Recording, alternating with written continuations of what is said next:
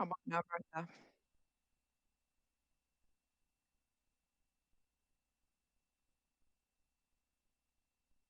I can hear you, Martha. Can you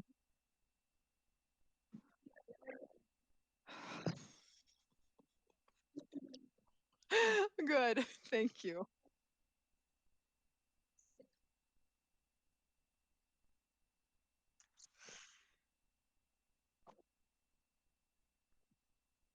How about now? Is this better? Okay. Perfect. Always cross my fingers.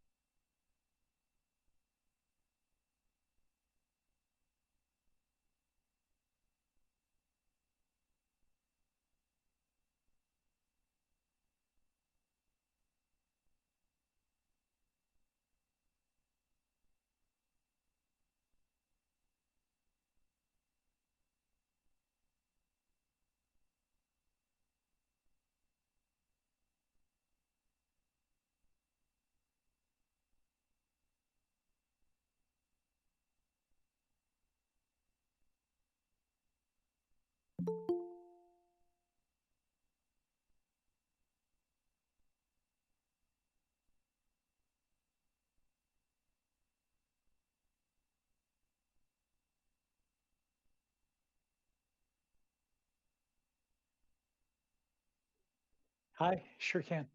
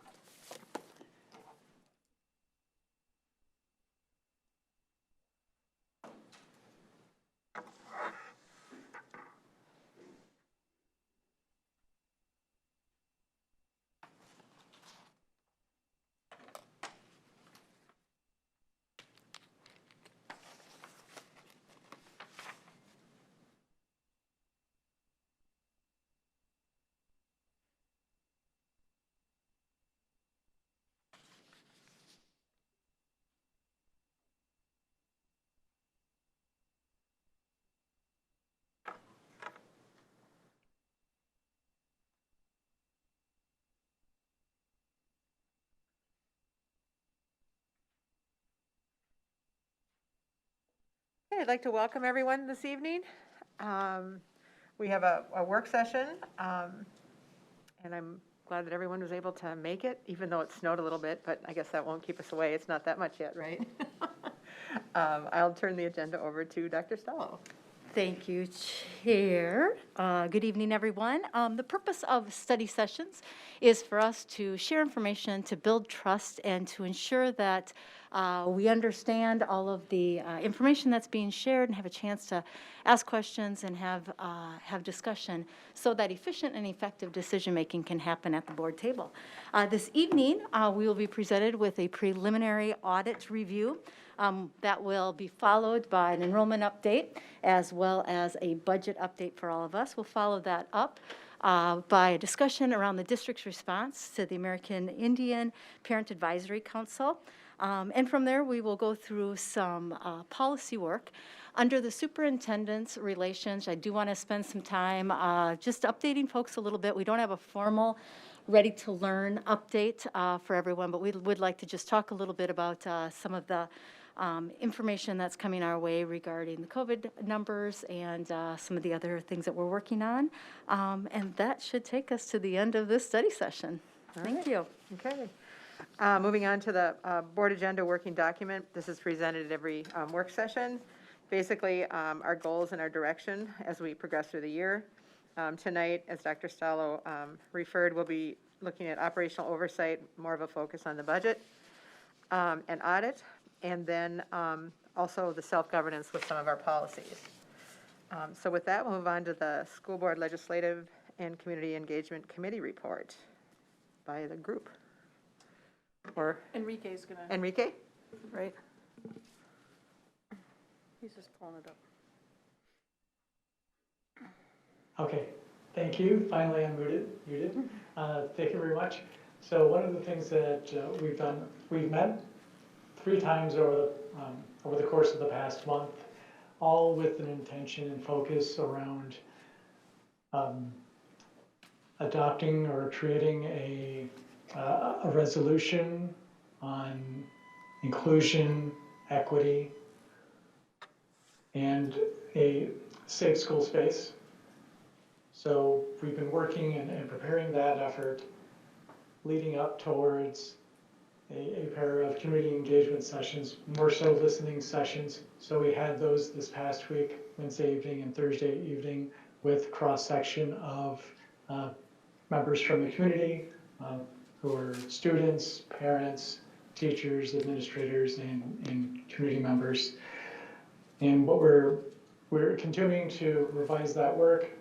We'll come forward most likely with a proposal to the school board at the next study session. So we're targeting November 23rd for that to come forward. Okay. Did you have anything else to add? Anyone else in the committee? Any questions from the board? Okay. Yeah, I have a question. Oh. This is Melissa. Oh, hi, Melissa. Looks like there were 3 different revisions and different sorts of agendas that from the notes that were shared with us over the last month. Question that I've received from community members is this committee is called Public Engagement and Legislative Action Committee. And I guess the questions are, why is there a focus on inclusion and equity now in this committee? That would be the question, the first question I have. You want me to answer? Go ahead. Yeah. I'll take the first stab at that. We work with engaging different stakeholders in the community, and in our meetings in the last 12 to 18 months, I would say it became more evident that there were certain populations we weren't engaging as actively with. And so you might recall we talked about this a little bit at our board retreat when we had a listening session after the murder of George Floyd to reach out to our community. And then we had talked prior to COVID setting us back about the possibility of, as we look at different stakeholder groups, providing more community input, more stakeholder input We need to make sure that we're getting a nice representation of different voices. And this is an audience that we haven't, I think, had a lot of stakeholder involvement with at the board level. The district administrators and teachers have certainly been working on this over the past several years, but the board hasn't really done much. And the reason we brought it up at the retreat was that when we had our listening session, the two common themes from the stakeholders at that point was, one, the school board has yet to make a statement about where we stand on equity and inclusion, especially in light of growing unrest. So they want to know what the district is, and they want to see that the board is directing the administration and therefore the teachers and staff in this work rather than just getting updates on it. In other words, let's make this a priority. So we have been updating the entire board at almost every meeting, letting you know what we're doing, and the board did provide majority direction to us to pursue this work going forward. So we only did so with the support of the board. Yeah, I know that we had discussed it a little bit, but as I'm looking through some of the notes, it looks like there was a plan to invite Dr. Shiraki Holly back for board development. I know that he did when, Michael, I know you and I attended the August 22nd, 2019 mandatory staff cultural responsive training workshop.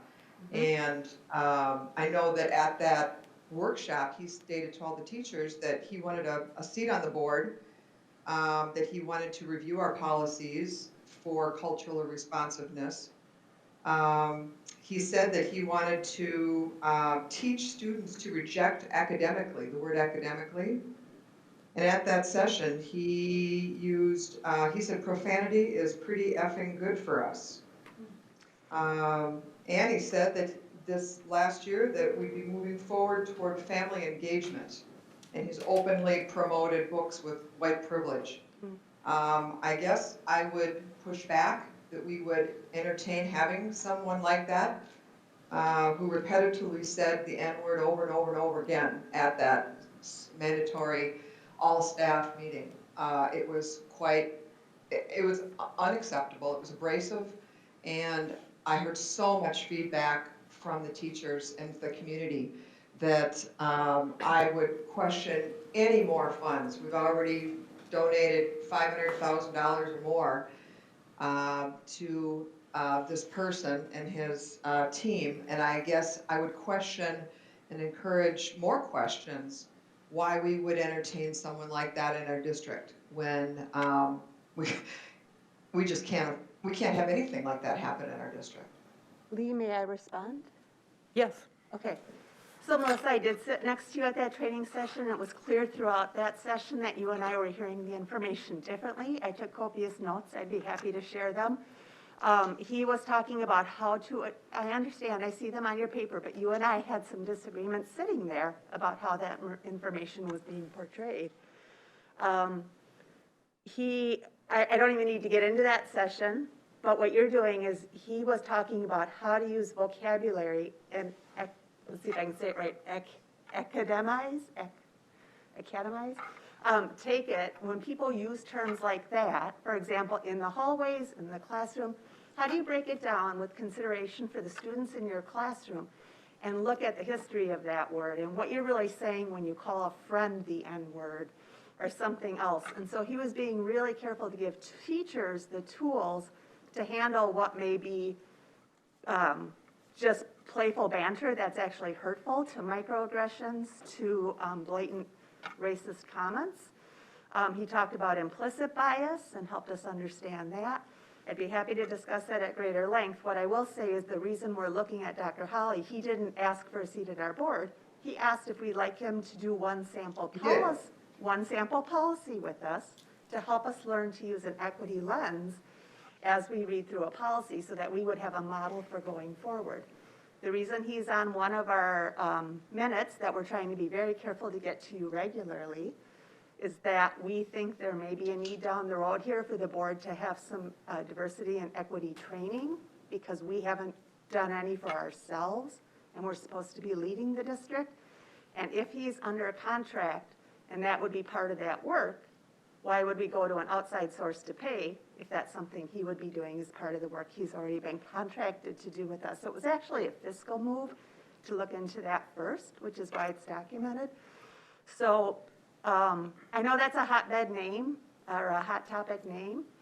And I know that teachers have been trained by him and are actually asking for more in-depth to go beyond that. But this was not trying to sneak in a multi-$1,000 board training or anything like that. It was an attempt to be fiscally responsible so that we as board could examine where we stand and do a better job directing in terms of governance when it comes to race, equity, and safety for all our students. Is that helpful? Well, there were several hundred teachers in the room, and I have my notes, and it's pretty obvious. It's obvious from his materials that he's trained with us, with other districts, and you know, it goes along with a very, very unsettling tilt that is starting to happen when you go down this area and you start encouraging civil unrest with their kids. Some of the other equity things that we have on there, Equity Alliance Minnesota, West Metro Education Program, the WMEP. There are things also that fall in line with things that this district just cannot tolerate when I hear from teachers. Riot training, basically. You can see things where their kids are encouraged to do this sort of thing. Melissa, it seems we're getting, Melissa, with this committee. excuse me, Melissa. It seems we're getting a little off topic here. This was a report from a committee that's been working on what we've told them to do. So I believe that having a discussion about whether or not we'd have Shiraki Hawley come back or how we want to address racism and rioting isn't quite appropriate at this time. I think it would be a future discussion, unless someone has something else they would like to say. Well, it does say Equity Alliance and the other topics on this piece that was sent to us. That's the only reason I brought it up. Okay, your point is taken. And I guess my only point, I think I just, for reference too, is just based on the work itself and direction given by the board is, you know, 2 of our strategic directions are increasing measurable student learning and reduce achievement gap as we provide equitable student opportunities through personalized learning and student engagement, and then also engage students, parents, families, and community to strengthen a culture of respect and inclusion. So those are out of 6 strategic directions, that's 2 of them, and this work specifically hits those areas. So I think that's why the emphasis of it from the board standpoint. But I guess to summarize, it would be that we don't group people in certain segments and say we're going to educate them differently. We educate all learners. We never look at their gender or their sexual orientation or the color of their skin. We educate everyone, and we trust our teachers, and our teachers are excelled in offering the best education. They're our greatest asset, and they're doing a great job. Terry? So if you'd like to set a separate Excuse me, side meeting- Oh, I Dr. apologize. Stahl is going to speak right now. I was just gonna applaud the board committee because the work that they've been doing is learning. And one of the things that they did talk about and one of their intents is to provide opportunities for the board to engage in some shared learning as our staff has. So some of the names that Melissa referenced it was just a research process about what other districts have used in some of the organizations that have helped other boards and other districts on their racial equity journey as well. So that was the context of some of that as the board members were engaging in research and talking to others about the work that they've been engaging in. Okay, I think then we'll move on. Oversight of operations, the preliminary audit review. Julie.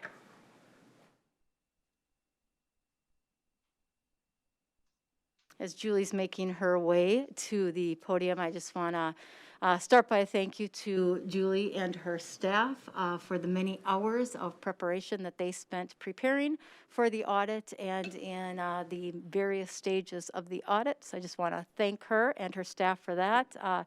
It's a lot of work, a lot of time, and very important part of our financial processes. Thanks, Julie.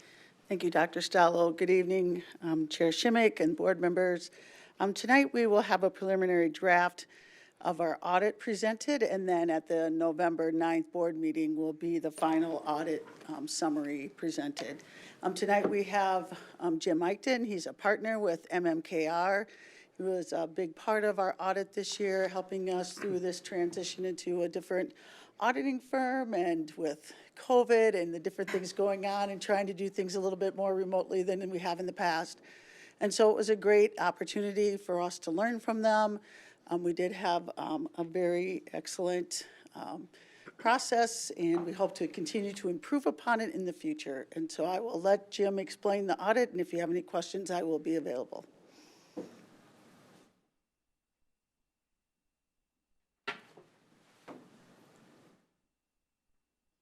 Thanks, Julie, for the introduction. My name is Jim Eichten with MMKR CPAs. I'm here this evening to provide a report on the audit for the year ended June 30th, 2020. As Julie mentioned, this is our first year doing the audit of the district. So just before I start, I'll try to give you some background in who I am and my background a little bit. Our firm is MMKR CPAs, Malloy, Montague, Karnowski, Radosevich. It's four individuals that we go by MMKR. This is my 31st year doing audits of local governments in school districts and city and municipalities.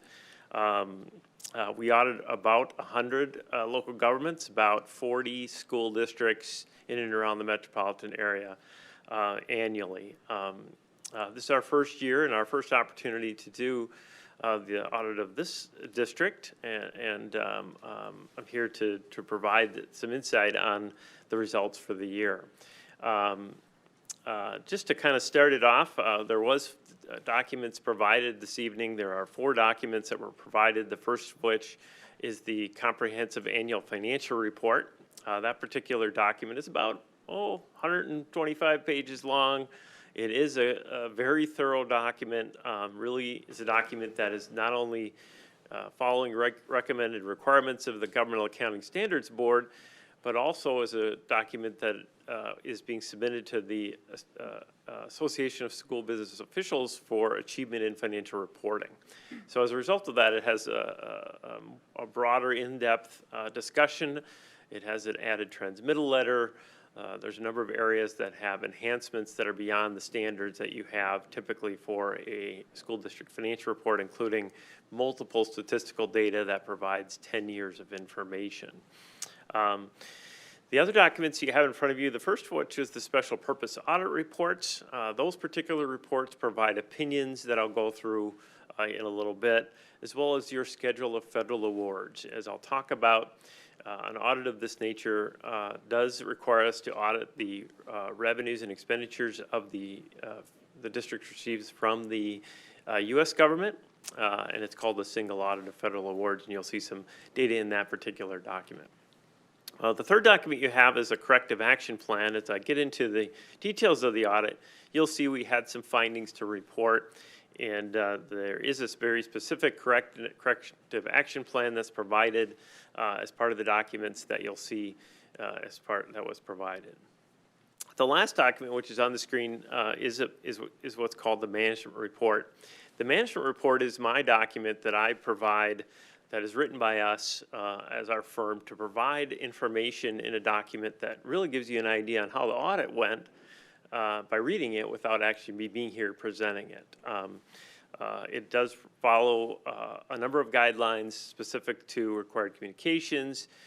It also provides information on audit results and financial trends, and really just some guidelines and information for you in a variety of areas, and I'll cover those in my presentation. So I'm going to go through that particular document. You can see on the document there are 5 bullet points. As I mentioned, it summarizes the audit, provides an update on the funding of public education in the state of Minnesota, some financial trends of the district that I'll get into. And then lastly, I won't get into a lot of this information on legislative summaries and accounting and auditing updates, but it does provide a nice summary of those particular data points as well. So continuing on, in the audit summary section, it is required, the first part that we talk about here is talking about the responsibilities of the parties that are involved. It is a responsibility of the district to prepare its financial report. You have an annual requirement by the state of Minnesota to provide and prepare an annual financial report. That is the comprehensive annual report that you're providing and is presented this evening. It is my responsibility to provide an opinion on those documents and on those particular financial statements. And this particular audit process, as it's guided by the AICPA, the American Institute of Certified Public Accountants, we provide the opinions as are required in standard. And I'll go through those individually. Middle of that page, you'll see that the first thing is the scope and timing of the audit. The state of Minnesota requires your annual audit to be completed by December 31st. And as Julie mentioned, I'll be here, I think it's in a couple weeks, to provide the actual final audit report. What you have in front of you tonight is preliminary drafts. We will present in a couple weeks the final audit documents. What you have here in front of you, albeit preliminary, there will not be any changes unless something comes up in the next couple of weeks. They are pretty much final. They've been approved by my office and all the quality standards that I have back at my office. So continuing on, didn't cover this. We are required to report to you if there was a change in the scope of our audit, meaning I plan to do an audit in a certain way, in a certain process that looks at an audit in a certain manner. If it changed along the way, I'm required to report that to you. I didn't change the audit process at all. Probably the best example of that would be if there were potential fraud, some irregularity that I ran into, or something like that, that I would have to report to you, and I would do that. That isn't the case here, but it is important to know that I would communicate that if it were to have happened. So the first bullet point on that, under the audit opinions and findings, relates to my opinion on the district's financial statements. You'll see that I issued an unmodified opinion. An unmodified opinion is actually the opinion you were looking for. It is a clean opinion. It is the opinion that really, again, you were looking for, a clean opinion on that financial statements. That particular opinion does have what's called an emphasis of a matter paragraph in it. We did implement a new accounting standard, Governmental Accounting Standards Board Statement 84 on fiduciary activities. That particular standard was changed or implemented specifically to student activities. The GASB 84 and the standards that were put in front of us in that particular standard required that to be pulled into in what's called, you're shaking your head, you probably heard this before, but is required to be under what's called board control. In the past, it could be accounted for separately and have its own financial statement.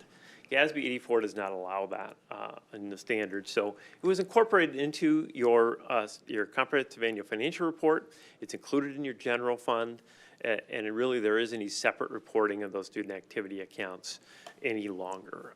And as such, we kind of emphasize that in our opinion to say, hey, reader of this financial statement, understand this happened, we changed this as a result. So really nothing to be concerned about there. The second bullet point is our opinion on your internal controls specifically over financial reporting. We only issue an opinion on items that relate to financial reporting. There are lots of controls in a school district of this nature, but we're giving an opinion specifically on internal controls. You'll see there we issued an opinion on the financial statement adjustments, and really that was a material weakness. I'll try to explain it a little bit as best I can in layman's terms. If you go back to last year's audit, the district had one finding, and that particular finding related to a finding on the preparation of the financial statements. What the auditor was saying, or I'm not the auditor, I wasn't the auditor, but if I were to be issuing that particular finding, I'm issuing an opinion that says, hey, district, I prepared or I assisted in the preparation of your financial statement to the degree that you need to be aware of that this was extensive oversight, probably beyond what is recommended for a school district, of your nature. You're a pretty vibrant organization. You're a very vibrant organization to the degree of you should have the individuals in place that they can prepare or oversee the preparation of the audit process such that they have the expertise and knowledge to do that. That was the finding that was issued last year. We went into this process in this financial statement and into this particular audit saying, you know, we can eliminate that finding. The knowledge and expertise of the individuals that are on staff here at the district have the ability to prepare their own financial statements. They have the ability to oversee the preparation of the financial statements and identify, hey, here is this financial statement element, that's not right, you should change that, okay? So if you'll note as I go through this, I didn't issue that finding this year. That finding is gone. We said, yep, the individuals at the district have the ability to do this. So that finding is eliminated. So into what we did find, however, as we went through the preparation of the financial statements and we went through the audit, we did find a number of adjustments. So what does that mean to the board, and what does that mean actually? Okay, so when you look at financial statement preparation, the staff, the individuals that work in the district should be able to prepare a financial statement such that an auditor didn't make any adjustments. An auditor didn't come in and say, well, I looked at that number and now I came up with a different number. They should be able to close their books and identify their own adjustments without an auditor telling them such, right? What we noted here is a number of adjustments in going through that process that we identified as auditors. We said, hey, this doesn't look right. Why is it not right? Or why is it different from what we're seeing? And they ultimately came to the conclusion, yeah, I think you're right. We'll have to adjust that. So when you look at these particular adjustments, all of them, almost all of them, or I would say all of them other than one exception, relate to items in the financial statements that are outside of the fund-based accounting that you do. So that's complicated, I understand. You report all of your information using a fund-based accounting, Uniform Financial Accounting Reporting Standards, UFARS, right? In those particular financial statement standards are what's called modified cash basis. You're in essence reporting on almost a cash basis in those fund-based statements. The actual CAFR that you're doing incorporates a lot of things that are outside of that, including the accounting for debt, the accounting for capital assets, the accounting for the amortization of bond discounts, the accounting for OPEB, accounting for pension obligations. There is 115 pages of financial statement items that are specific to one time a year an auditor comes in and the staff does these on a one-time basis. Otherwise, they don't really do it every day. What that means is, in this financial statement adjustment point that I'm making is, we found some errors in those areas, but it really didn't have a lot of impact on the day-to-day operations of the district, because most of them were just financial reporting related, okay? So what does that mean to the board? You know, where should you take this? You know, what should you do with this information? Okay, this is my philosophy. This has always been my philosophy, 30 years doing this. This is an audit. This is intended to be a learning experience. That's why we're here. We're intended to help you get better. We're intended to make you better. And findings occur in an audit. They just do. That's what we're here to do. What you should focus on as a district and as a board is, well how are we going to correct it? As a board, the one thing that shouldn't happen, it should not happen, is for me to stand up here and give you a list of findings and then next year come back and tell you the same ones happened again. That's not what we want. We want, here's the findings, how are we going to correct it so that next year when Jim Eichten comes up here again, I didn't talk about the same finding. That's the perspective that I will always say. And you'll hear me, if I get the opportunity to come back here again, you'll hear me say that. Hey, by the way, those findings that we had last year, they're gone. We corrected those. We assisted. We helped get there from here. So These financial statement adjustments, when we went through these, we went through them in great detail with the staff here. Here's what happened, here's the adjustment, here's how you're gonna have to fix it so that it doesn't happen again. The staff here are really engaged in this audit process. They were engaged in great detail with us to determine why we were making the adjustments, why these things were happening. I can't speak to past audit processes. I wasn't here for that. But from my observations of these particular transactions, this was not happening in the past. There wasn't a lot of engagement to the accountants to say, here's why you have adjustments. And part of the reason for that goes back to my opening comments, which is the auditors prepared the financial statements. They gave you a finding on that, right? Said, here, we prepared it, and voila, we don't need to engage anymore beyond that. Well, that's not really what we're about at MMKR. We're here to teach you how to do this so that we don't have these findings. So that being said, when you look at all, kind of back to my point on these financial statements changes, there was one element when you look at this. Well, there's two elements I want to dive into. There's two areas of weakness here. Probably half of these adjustments actually were adjusting last year's audit. We had probably 3 to 4 prior period adjustments, meaning we looked at your financial statements and identified things that were wrong in last year's financial statement. Why that is, I don't know. We got to the point where that number's not right. We were clearly, they weren't right, so we did a prior period adjustment. Those things happen. Yeah, I'm not here again to judge the prior auditor. We do need to report that, hey, we did make adjustments to last year.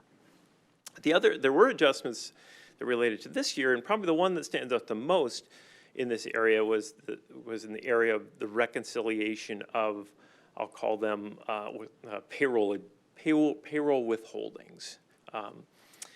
There is accounts within your general ledger that when you do payroll, you put the accounts in as withholdings, and ultimately they get paid out to the vendors, be it the IRS, to the state of Minnesota, to any withholdings. There's lots of withholdings in a school district.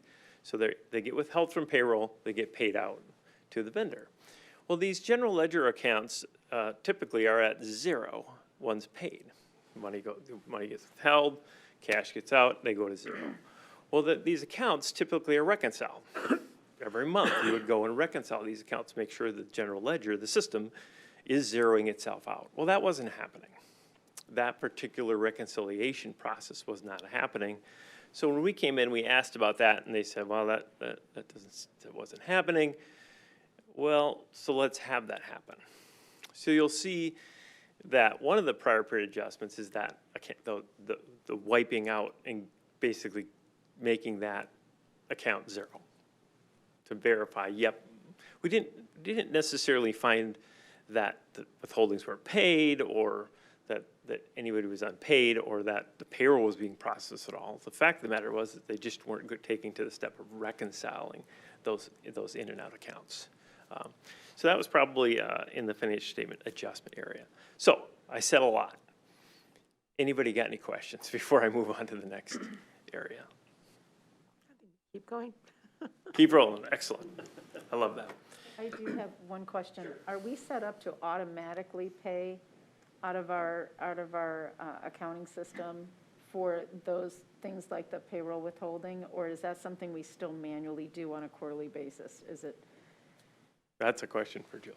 Okay, I wasn't sure if that was part of the issue with it zeroing out. That is not the issue that I had. Okay, thank you. Mm-hmm. All right, so continuing on, the second bullet point you have in front of you is the second opinion. The second opinion relates to my opinion on governmental auditing standards. So governmental auditing standards is a pretty broad opinion, but really it's me auditing your compliance with I will call them grants or aids that you're getting. This school district obviously is funded by a multitude of agencies, and with those aids comes compliance requirements. The federal government has compliance requirements. The state of Minnesota special education aid is filled with required elements. Title I, I mean, I go on and on and on, Safe Schools Grant, all kinds of, aid in categories. So we audit to verify that you have systems and procedures in place to account for those and making sure you're complying with all those government regulations. So as you can see, I didn't have any findings in that particular area. Third bullet, we issued an opinion on your schedule of federal awards. The district, as I mentioned previously, receives a significant amount of federal aids. The federal government provides us with the list of audit standards or audit requirements in this particular area.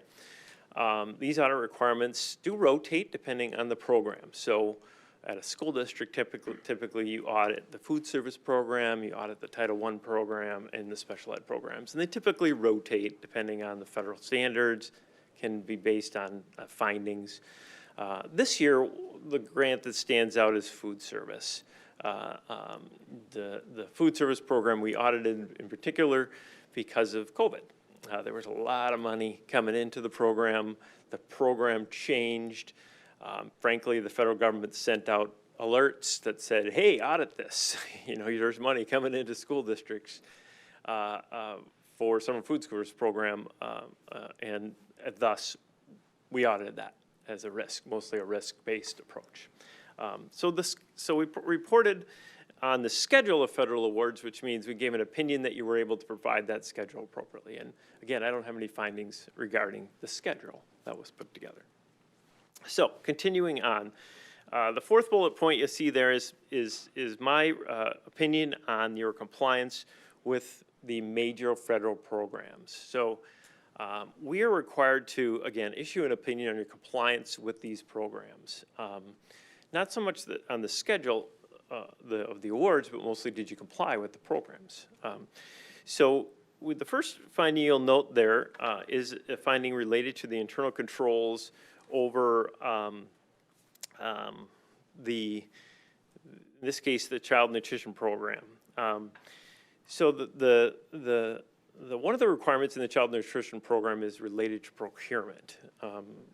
Procurement relates to the, if you will, the buying, if you will, of supplies and materials and anything really that's running through your food service program needs to comply with uniform guidance.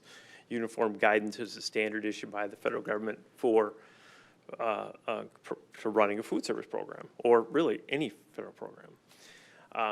So in the uniform guidance area, it is required to follow one of 5 paths to procure something. And you have a well-written policy. If you haven't read it, you might want to. It's adopted every year as part of the annual adoption. And in there, it lists out the 5 ways you can procure something in a federal program. So we tested 18 vendors, if you will, in our food service program to determine that you did appropriate testing or you did appropriate procuring. And we noted that 4 of these particular vendors you didn't comply with the requirements that are in the federal program. This is a really challenging area this year, mainly because there was a lot going on. There was a lot of changes going on, and everything was moving pretty fast, if you will. And some of what was planned in this particular area changed midstream. You might have, there's an example here where you expected to use a certain vendor for bread, and all of a sudden you went to COVID and your whole food service program was different than it was 3 months ago. So one of the requirements in this particular area is if a one vendor exceeds $10,000 in purchases, you need to go through a different procurement process. Well, I know for sure that particular vendor, there wasn't an expectation that we're going to spend more than $10,000 with this vendor. Well, all of a sudden our program changed and now we did. Well, that wasn't anticipated. That particular vendor, if they would have known, I'm assuming if they would have known of it over 10, they would have done it differently. And how do you you stop buying from that vendor and then go back and, well, we got to stop. We got to go through a bidding process. Well, this is COVID. Wow. We need to get some more bread. So I would caution, certainly when you look at these findings, yes, they're findings. How are we going to correct this? Well, there needs to be an improvement in the area of these vendors to verify or to make sure that who's ever procuring within the food service department, that they're documenting it and putting it in a vendor file so that when Jim Eichten or whoever auditor comes along and says, hey, here's the vendor, how did you procure this? It's readily available. There are instances here, certainly, where we asked and they said, I have that. It's over here, it's in this file. I'll get that for you. Well, that's not really best practice. Best practice is it's sitting in the vendor file over in accounts payable. I don't have to ask, it's sitting right there. Everything is readily available. There are other instances here where it was just an emergency purchase. We need to get that done. Let's do that. Well, there's procurement in an emergency situation. There are procedures to follow. That wasn't happening, mainly because it's a whole different process. So this particular finding, albeit something that needs to be corrected, I feel it's more of a record-keeping requirement than it is a major issue that you should be concerned about. All right? Any questions about that one? Mary? Quick question.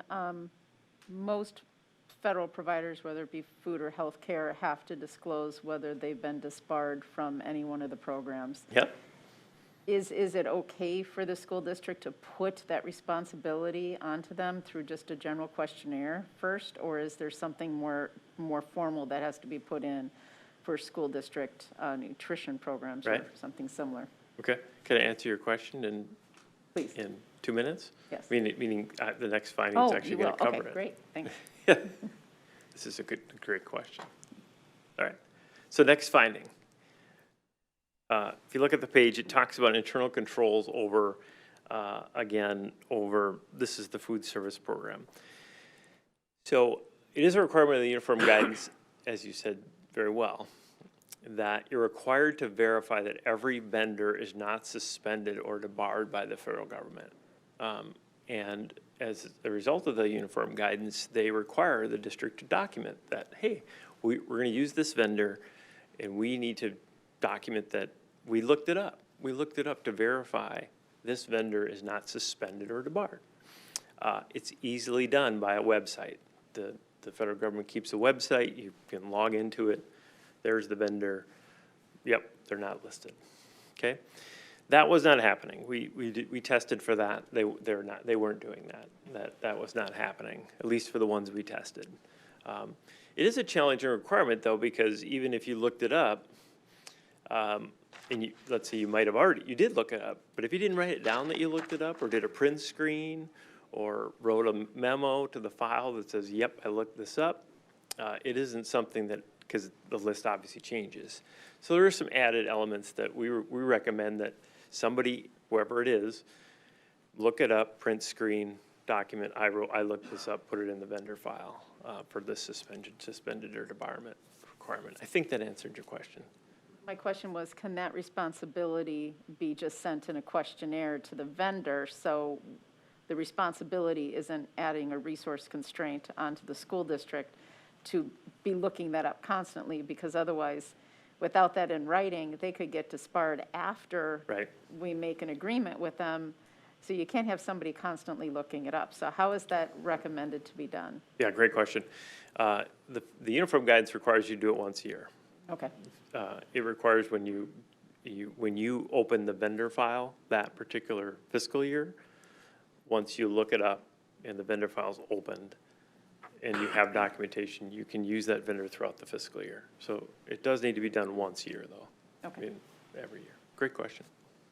And again, it's really kind of back to can you put the responsibility on the vendor? Well, you really can't. It is the responsibility of the district to verify that. But again, it isn't a time-consuming process because there is a website. You just log into the website, type their name, and voila, you've done it. It's less than a 5-minute process, I would think. Maybe not for me. I'm a little slow on the typing, but all right. So continuing on. So the last opinion that I provided relates to your compliance with Minnesota-specific laws and regulations.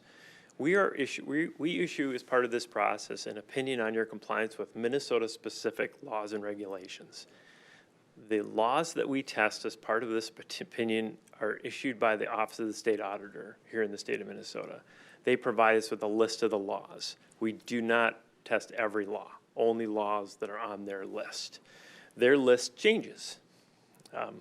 It changes based on concerns they have. If they find some school district is doing something unusual in a particular law or area, voila, it ends up on a list. You wouldn't believe how many times laws added on the list and you wonder why it got there, and you look at the Office of State Auditor's website and, well, they would have done an investigation in a school district and found something unusual, and voila, now they're testing. We're having us test these laws. So you'll see here that, that we issued 2 findings in this area. The first one relates to UFARs. You are required to follow uniform financial accounting and reporting standards. It's a very detailed coding structure. It's actually guided by the Minnesota Department of Education, creates this coding structure. We tested roughly, we tested 31 disbursements in this case. We tested 25 receipts. We actually tested 25 payroll transactions as well, and found some coding errors. Typically, you'll see 5 of 31 disbursements and 1 of 25 receipts. And these coding errors, albeit, small portion of the sample, when you look at, it could be a big problem if you extrapolate it over the number of transactions. But ultimately, we're able to give an opinion that, yeah, you followed UFARs. You followed it in general, but we found some coding errors. When diving into this a little bit, in talking to the staff here and giving them our set of transactions, it typically, when you look at the receipts or this disbursements, it really goes beyond the people in the business office to the people in the departments who are filling out and coding these things and maybe miscoding or maybe using a code they've always used, or really maybe not being as informed as they should be about coding, or maybe it could be just, I don't find this to be important. So what does that mean again to your board? We wrote a corrective action plan that says, hey, we need to train people on proper coding. What is UFARs? What is the coding they used to be doing? Who in the accounts payable department who are paying these invoices, do they look at this coding and take it seriously? And if it's miscoded, do they say, Mr. or Mrs. or whomever, this code doesn't seem right? Send it back to them to say, hey, this should be this code. I don't know if that's happening. The corrective action plan says that it will going forward. Somebody's going to look closer, especially in the accounts payable department, at these codings, or even in the business office to say, hey, we want to get this right. We don't want to have this finding going forward. We need to get these codings accurate. So second item on the list is a withholding affidavit requirement. The state of Minnesota, in its Minnesota statutes, requires you, before making final payments, it's important to say final payments to contractors, that you verify that they're in good standing with the state of Minnesota when it comes to withholdings. What does that mean? It means your contractors are paying their taxes, is what that means. So the state of Minnesota is requiring you to get a withholding certificate from the contractor in this case, to say, yeah, we're in good standing with the state of Minnesota. And you're required to get that particular certificate or withholding affidavit before you make final payment. So we noted, if you'll read there, I think there was one of the 5 contracts that we tested that particular withholding affidavit was actually received after the final payment. You made the payment to the contractor and then got the withholding affidavit. Really, it kind of defeats the purpose of the rule or the statute. If you found out later that they couldn't provide a withholding affidavit and you'd already paid them, your leverage is completely gone. You got to hold off. You can't give them that check so that you know for sure that their withholdings are paid. So again, what's the corrective action here? Well, make sure the person that's making those final payments doesn't approve a final payment until they get the withholding affidavits on file. So So we had 5 findings overall. Again, I'll just kind of summarize, you know, overall, all of these are correctable. All of these are taken very seriously by the staff in the business office here. And in terms of written corrective action, you'll see that the business manager, Julie in this case, has signed off as the owner of the corrective action plan. She's taking responsibility to make sure that those corrective actions happen going forward. So, any questions on that? One more. Did you make a statement whether we're following the separation of duties and concerns overall, or is that kind of not an issue anymore? Right. So that's a good question. The question relates to internal controls. So in our opinion on internal controls over financial reporting, one of the requirements is that you properly segregate responsibilities. So the way to think about it is that a transaction that goes through the system has to be separated by individuals. So you don't have one person able to control a payroll transaction from beginning to end, or accounts payable from beginning to end. Audits like ours, one of the very first questions we ask, my auditors would ask, okay, I'm going to test internal controls. Do you have segregation of duties or not? They don't even start their testing without answering that question. And the answer that we got is, yeah, we do that. Okay. Well, now I'm going to test your controls under the knowledge that I'm going to find segregation of duties, then properly segregated. So yes, we did test that. We don't have any finding in that area. So yeah, we gave the opinion that it was properly segregated. Are there any other questions? I think we'll see you again in 2 weeks. I got more.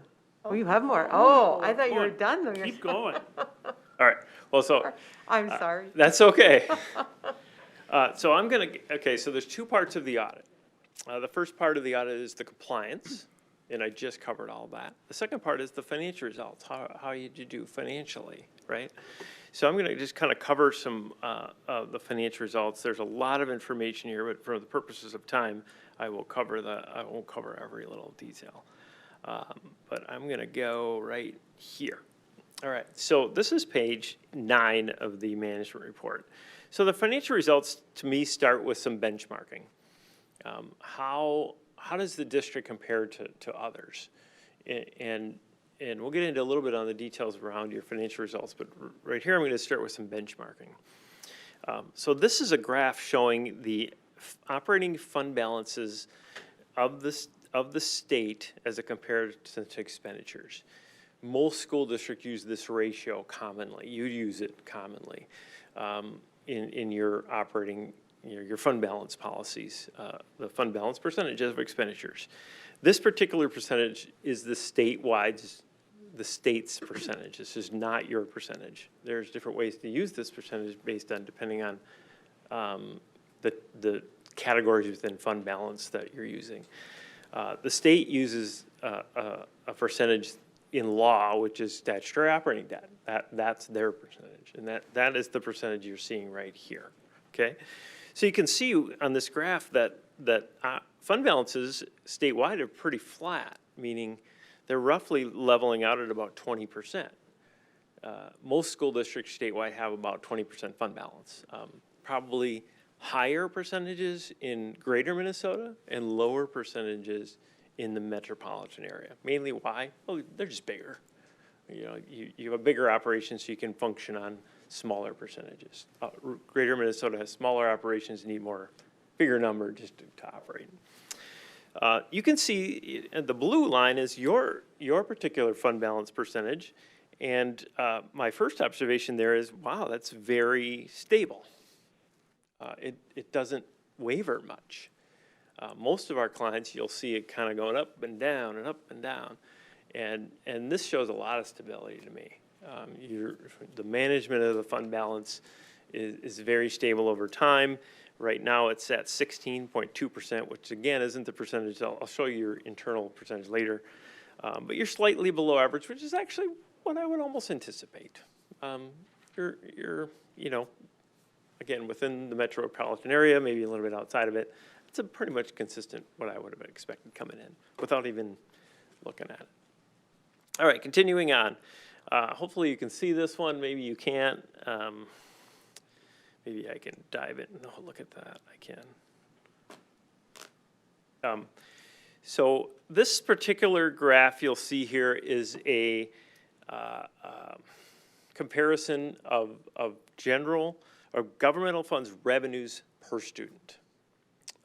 It uses statewide profiles data to come up with revenues on a per student basis. You can see overall in this particular presentation that the total revenues per student were $14,662 per student. And it includes all your funds, including the general fund, debt funds, food service funds.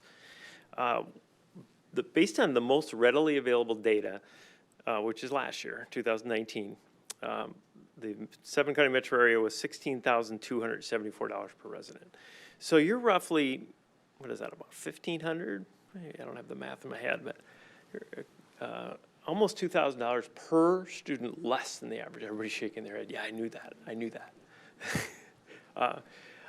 And you can see it right up in the general fund. You can see the general fund's property taxes is below average. Your state aids is below average.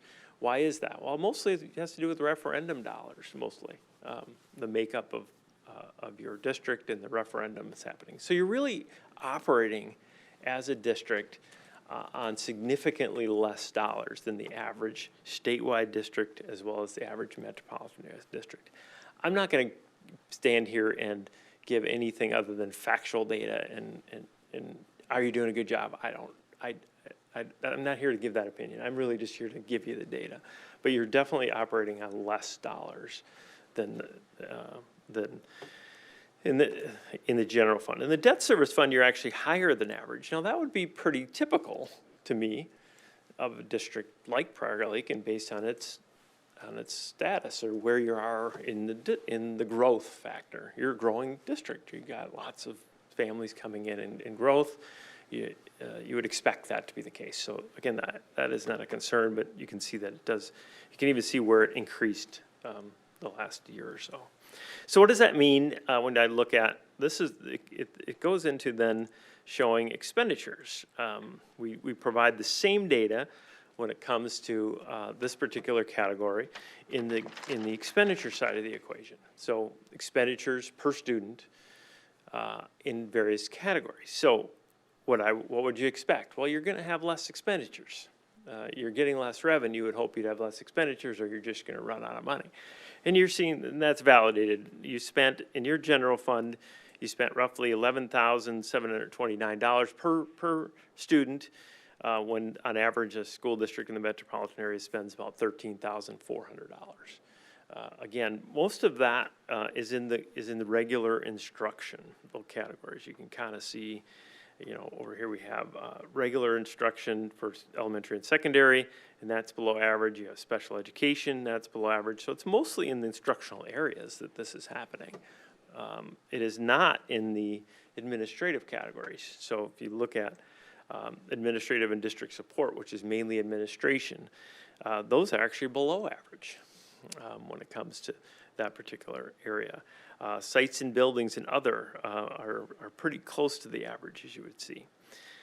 In the debt service fund, you're seeing, again, above averages, right here, 1774, 1308. And again, that really goes back to the growth factor. You have the building referendum that was passed, and that's causing that debt to be higher than average. And again, not really a concern for me. All right, so where do we stand in individual funds? So the management report does provide information on your general fund in particular. You can see this graph shows the blue is the cash and investments of the district. I believe, let's make sure I got the right color. There we go. The blue is the cash and investments. The yellow is the fund balance. I mentioned previously you have very consistent fund balance percentages. The overall fund balance of the district went down about $500,000 this particular year. Your budget reflected a decline of about $3.8 million. So you're significantly better than what was projected for the year in financial results. Now that is a combination of revenues being better than projected and expenditures being lower than projected. Frankly, music to an auditor's ears. If I can stand up here every year and say, revenues are better than projected, expenditures were lower than projected, we all want to hear that. That means you have a conservative budget is what I'm getting at. It doesn't always happen, but so certainly the financial results were meeting expectations, or better than what was projected. So we have a table in this particular graph, in this management report. Again, if people are trying to follow along, this is page 13. Here we show the components of fund balance. We have non-spendable, which is really just inventory and prepaid items that you can't spend. You have restricted categorical fund balances that the state doesn't allow you to spend. They have to set aside. Probably the best example is operating capital. You have items that are assigned, and the assigned categories are assignments that you personally, some are you personally assigning them, and there's other assignments in one particular that is required, and I'll get into that in a second. And then you have unassigned, which is basically available for use.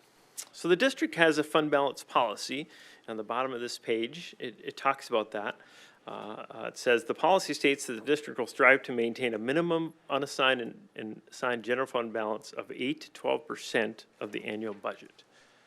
That's your policy. That's your guide as a school board. If you get outside those parameters, or I guess outside that policy, then action would take place, right? So at the end of the year, the total is 14.2%. So you're certainly within the guidelines of your policy at the end of the year. Fund balance is looking good. So one item of note, you see assigned fund balance up in that table. When you look at the last 5 years, that assigned amount is pretty consistent. It's pretty much the same number until you get to 2020. There's an added assignment this year called the assigned for subsequent years budget. What that means to you is if you adopt a budget for the following fiscal year that was a deficit, you're required to assign that balance. So the negative, if you will, the deficit that was adopted is inassigned. And if it isn't inassigned, it falls to unassigned. So you're seeing a little bit of a flip-flop there in those two numbers for 2020, specifically related to the deficit that was adopted. So I think that's a pretty important distinction when you look at that. So just a couple of more graphs. I'm not going to cover that one for sake of time. We do provide information on the revenues and expenditures.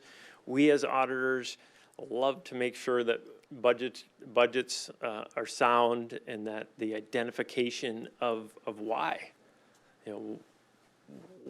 these were the actual results. Why isn't the budget match it? And do you know why? Can you stand up and say, this is what happened?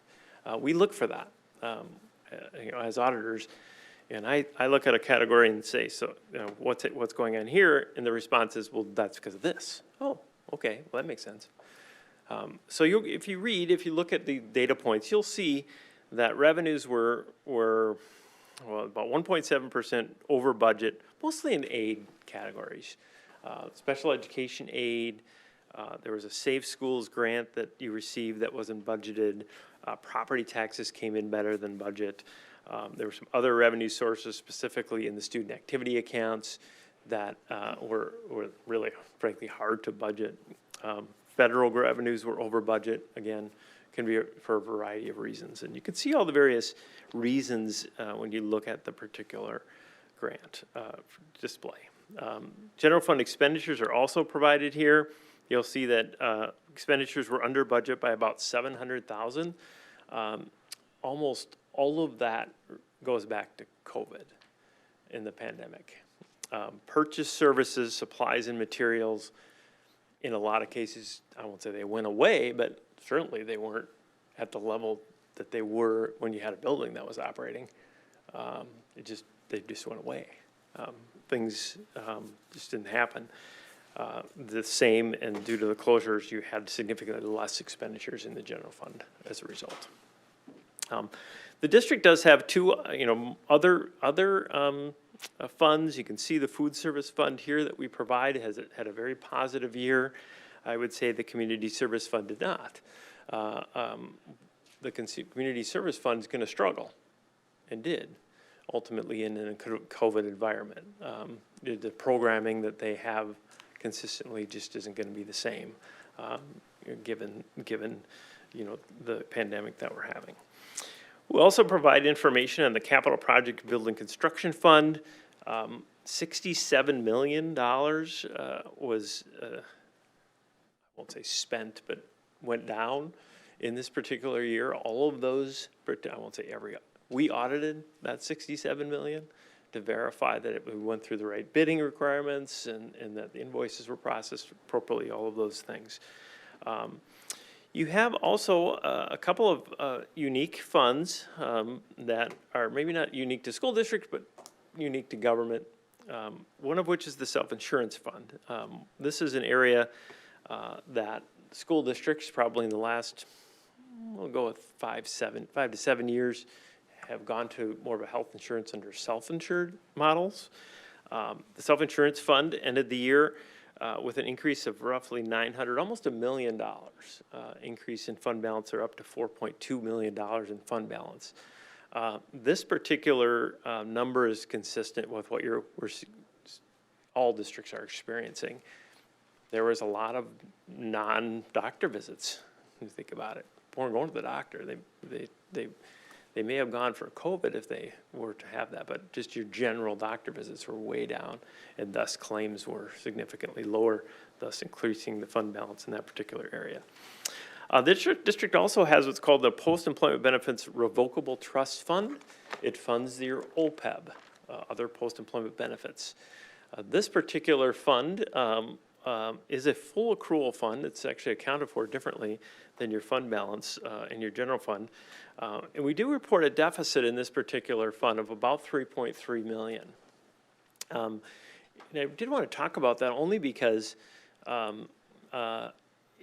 it shouldn't be a concern to you, mainly because you issued bonds, if you will, years ago for this OPEB trust, and those money went into a trust, and those monies typically per school district are available until used, if you will. You're pretty much pulling the money out to the tune of what the cost that you have until it runs out. After that, you're going to ultimately now use your general fund. So be it what you see here is a deficit, I wouldn't be concerned about it other than know how much money you have left. Because once it runs out, then the general fund will have to incorporate that back in. So that's the Revocable Trust Fund. And I think that was it. I wanted to make sure I covered what I needed to cover. Yeah. So overall, from the secondary part of my audit, the financial results certainly are very consistent with my expectations. Certainly the budget that you have met expectations in terms of the knowledge and experience needed to understand the budget, and certainly the financial results are very solid when it comes to the district overall. So, and that was really the end of my presentation. There's some more information in there, tons of more information. If you see it, there's probably the highlight, if you get on, is the future accounting and auditing updates. There's all kinds of additional GASBs if you want to dive into those. Julie and I dived into one today that you wanted to know more information about, but that's why we put it in there. So it's mainly for the staff here. But so I'll open it up to you for any questions. Questions? I don't know if Melissa Well, does. Go ahead. I was just, so overall, I mean, you're, for a first time, since you've been doing this for 30 years, well done, I mean, as far as, I mean, Yeah. that's what I'm hearing. Yeah. Because, I mean, you're new, I mean, we've had the previous auditor for a number of years, so I know with change, there's always a little unsettledness, which is good, especially when you're checking your finances. But it sounds to me like our staff and our processes are solid, very solid, and we're making the appropriate changes on the findings that you found. I do have one question on the OPEB, just to go a little bit more in detail. Since I've been on the board initially for a number of years, we used to fund that rather substantially. Because of that risk of that liability out there. And I know the guidance has changed a little bit on that. I guess my concern, and I think right now, and Julie can clarify, I mean, as far as anything we take out now, we just put in, we're basically replacing, is that right? Replacing what we, Oh, you didn't? No, sorry. So we are on a pay-as-you-go right, OPEB funding. So we have levied for that in the past years. And so most districts bonded for it, so that's why Jim's problem. And we aren't any longer levying, so I'm sure he's saying that must have been how you gained your money. But no, our district did levy for that for several years. But we Right. have hit our liability in our OPEB fund.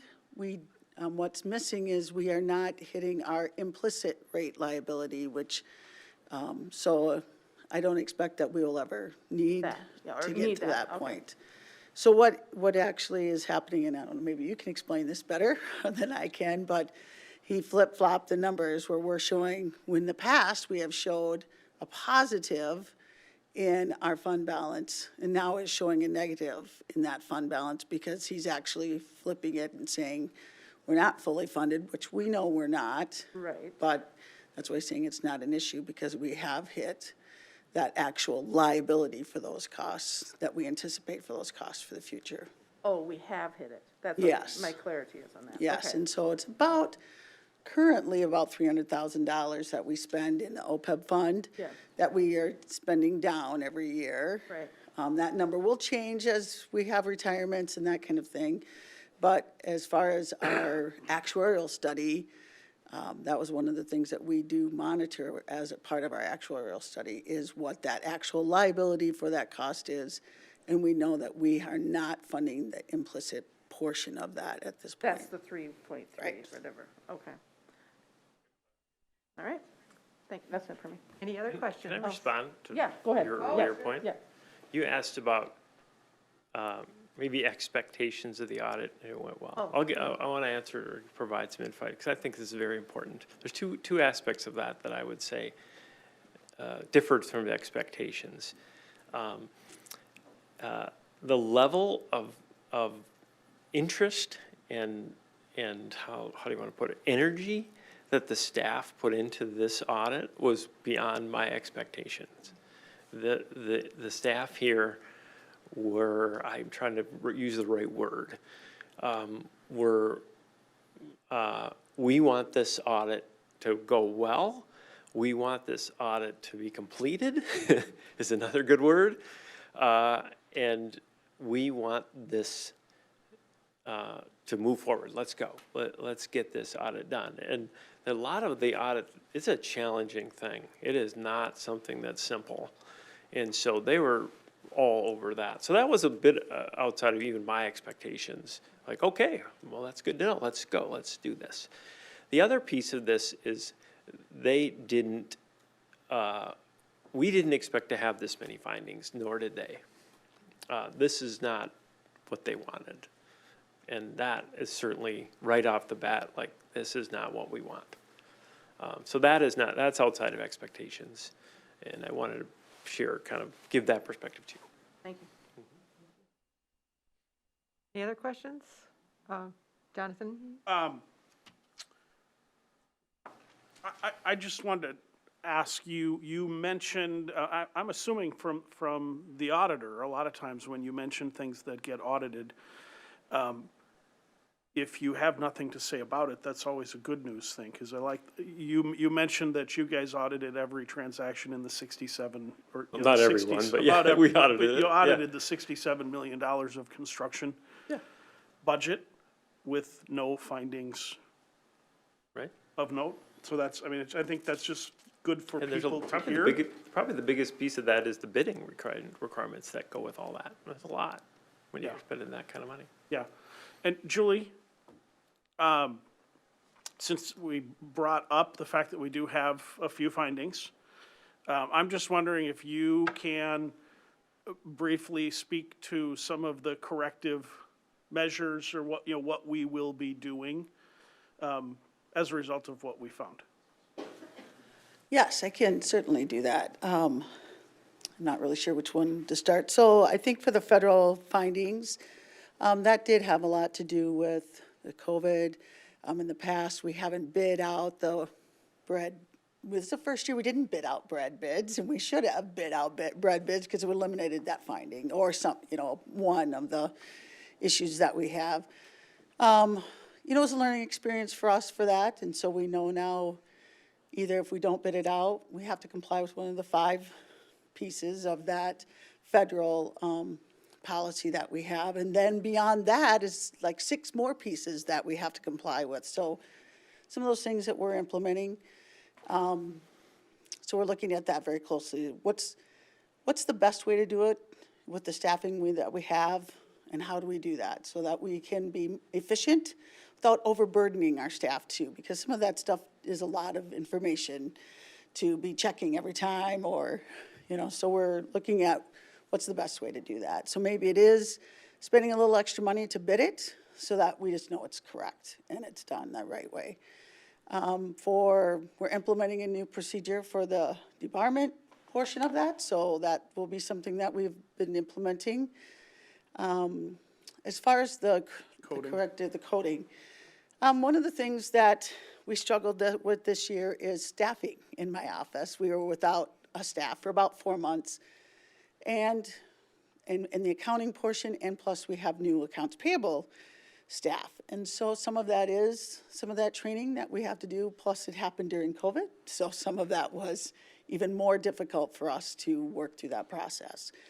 And the other portion of that was a lot of it had to do with P cards. So when we process those P cards, a lot of those transactions just flow through if you just let them go through, and if the principal or whoever the department head isn't checking those, they kind of flow through into our accounting system. And so for us to kind of come back on the back end and check them is something that we have to kind of go through and say, how do we do that? And so we've really eliminated a lot of our P cards at this point. And so to try and eliminate some of that, there's a lot of other reasons why we've kind of really limited the number of P cards with people working from home and that kind of thing. It's just is more difficult. And so we've done some of that, hoping to alleviate some of that. Plus, my staff just need a little more training and a little more time to, just develop some of those skills. And so we've definitely been working on it. I have to say that they are excellent staff. I'm very happy with the work they're doing. We weren't happy either, and Jim knows this, with some of these findings. We worked really hard to, how do we improve this and what do we make better? But some of it just simply is, I have new staff, and it just is going to be a learning experience. And we just have to go and work through that, and hopefully next year we'll work really hard and we won't have those findings in the future. And that's the best I can tell you at this point. Okay, that's Thank you. what I'm looking for.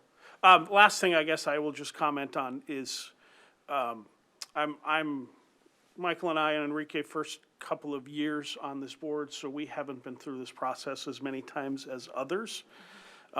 But I will give some credit to the folks on the board who suggested that we bid the audit again and have a different set of eyes look at this. I think that it's a different style than we heard the past couple of times, and I appreciate that. And I think for the folks who suggested that was something we ought to be doing, I think they deserve some credit publicly. I think it's a good thing. Any other comments or questions? Mary? I do have a question, and that's on the P card usage and stuff like that. And also, in general, these audits don't do a cash reconciliation at all, correct? Or, yeah. No, the cash reconciliation is No. the responsibility of Julie and Right. her staff. Okay. With regards to, let's say, P cards, the only thing we see is, like let's say they purchase something on Amazon, or they do the bank card, and then we see the vendor is the bank card, the description is the bank card, the amount, and the UFARS accounting code. I assume that what's happening in the financial system, because we're getting a summary, that they're actually the detailed numbers or the detailed description of each use of those. Was that looked at, or how does that happen? You're going to have to answer that one. Yes, we do review that as part of,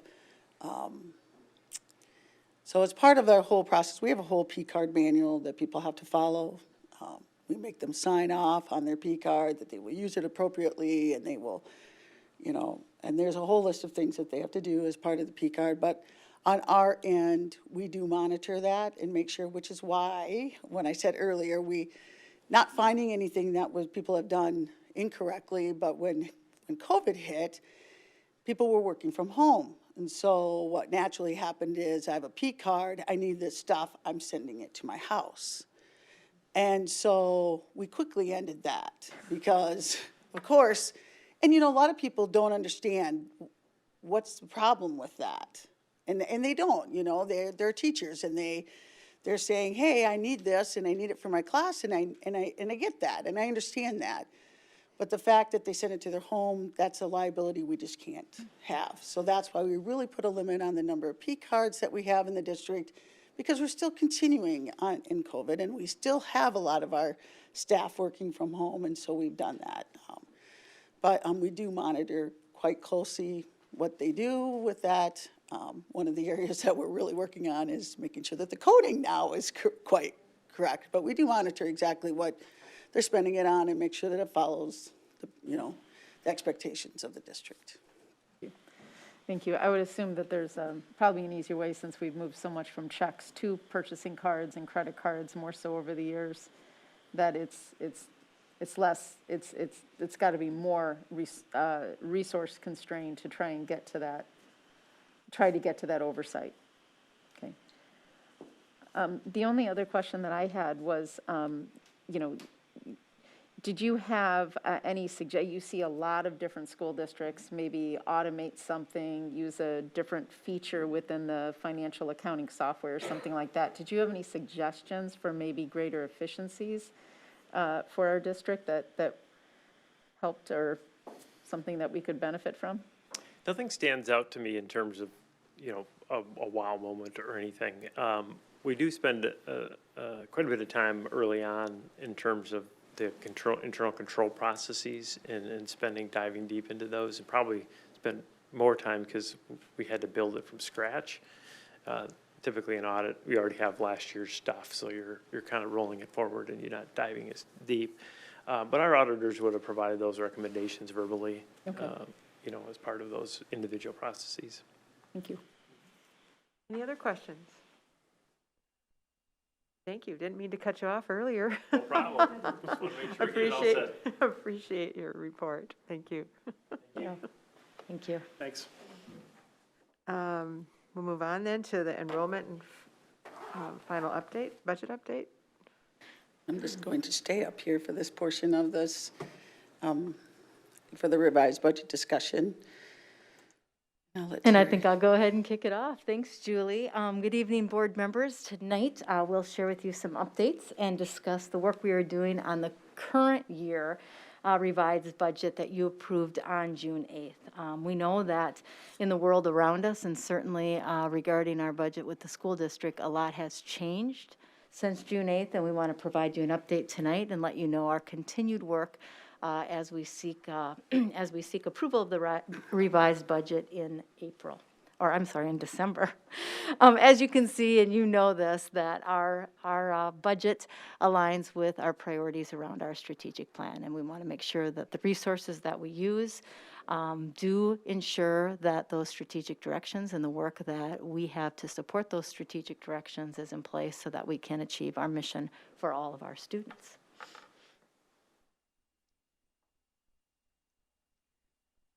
So we kind of wanted to really look at, you know, what is driving some of our changes in our budget.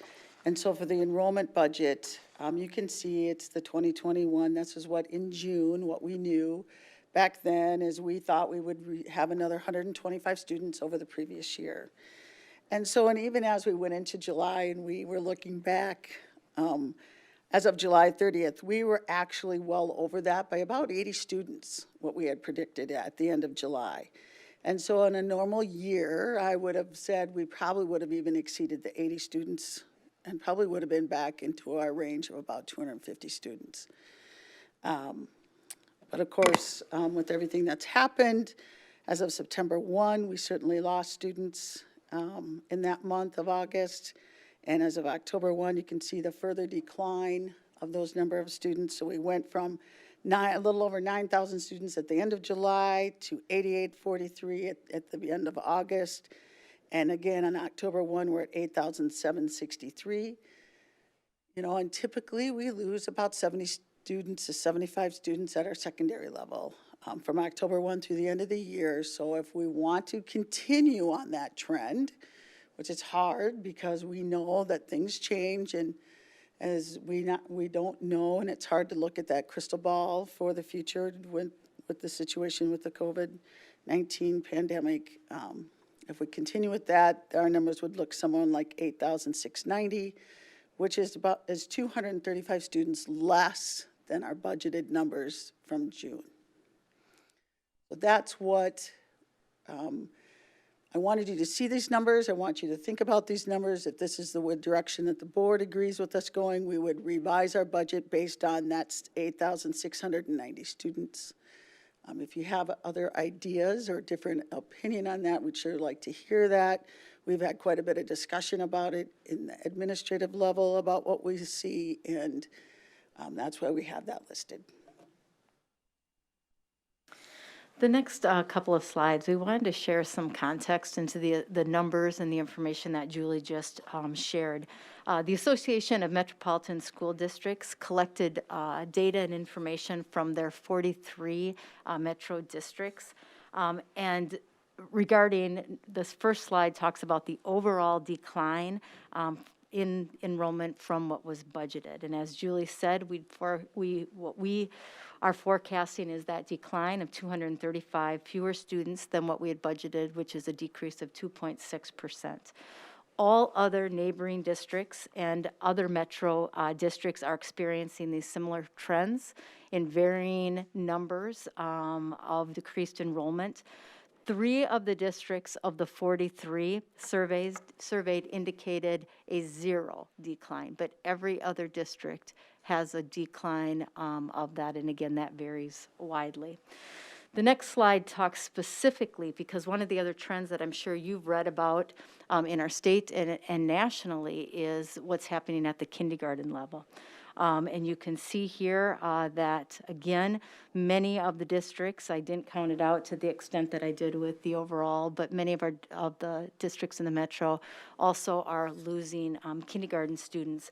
One of the things that I did also want to point out here, I know that we've had a lot of questions, you know, why, where are people going, all of those kinds of things. We know some of those answers, but we don't know them all. But one of the things that I wanted to speak to is, I know one of the things that we've heard in our community, or we've gotten questions about, is did we lose so many kindergarten students because they're going to neighboring schools that have kindergarten 4 days a week when we're in that hybrid model of 2 days a week?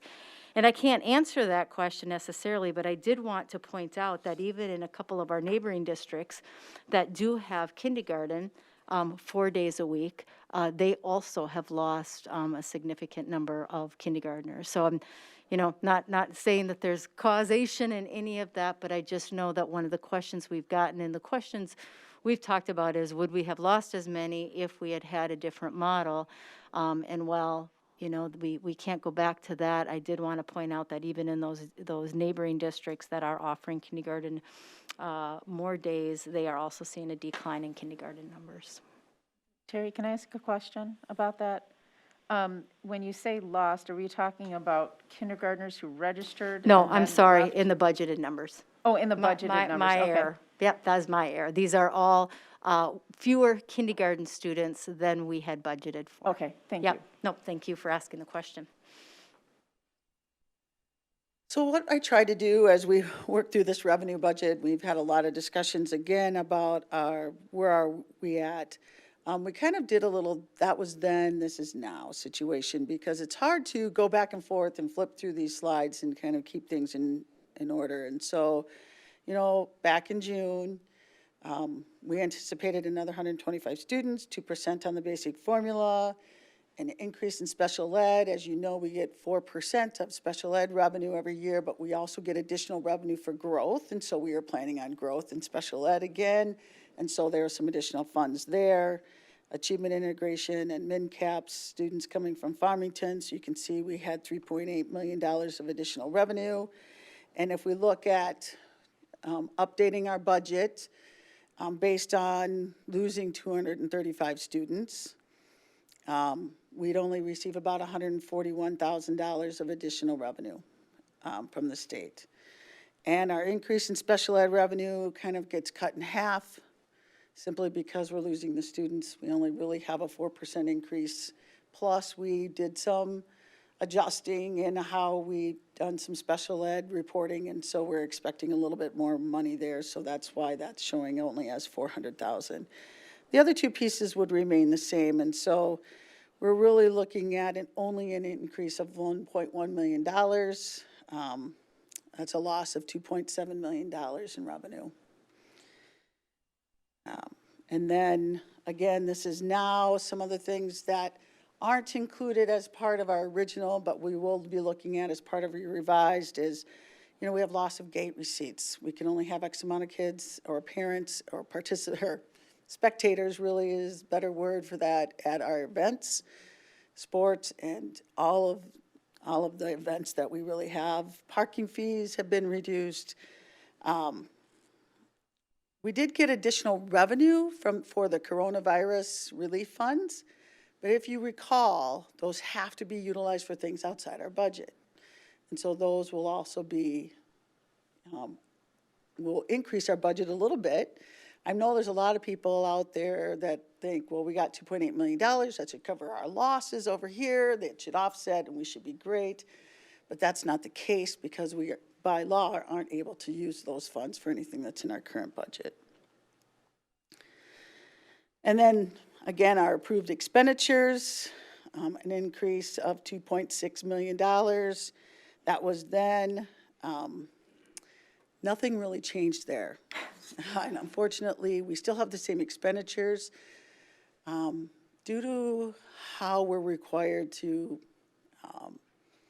deliver our instruction, we can't reduce buses. We actually needed more teachers because of distance learning. We needed additional staff to help us.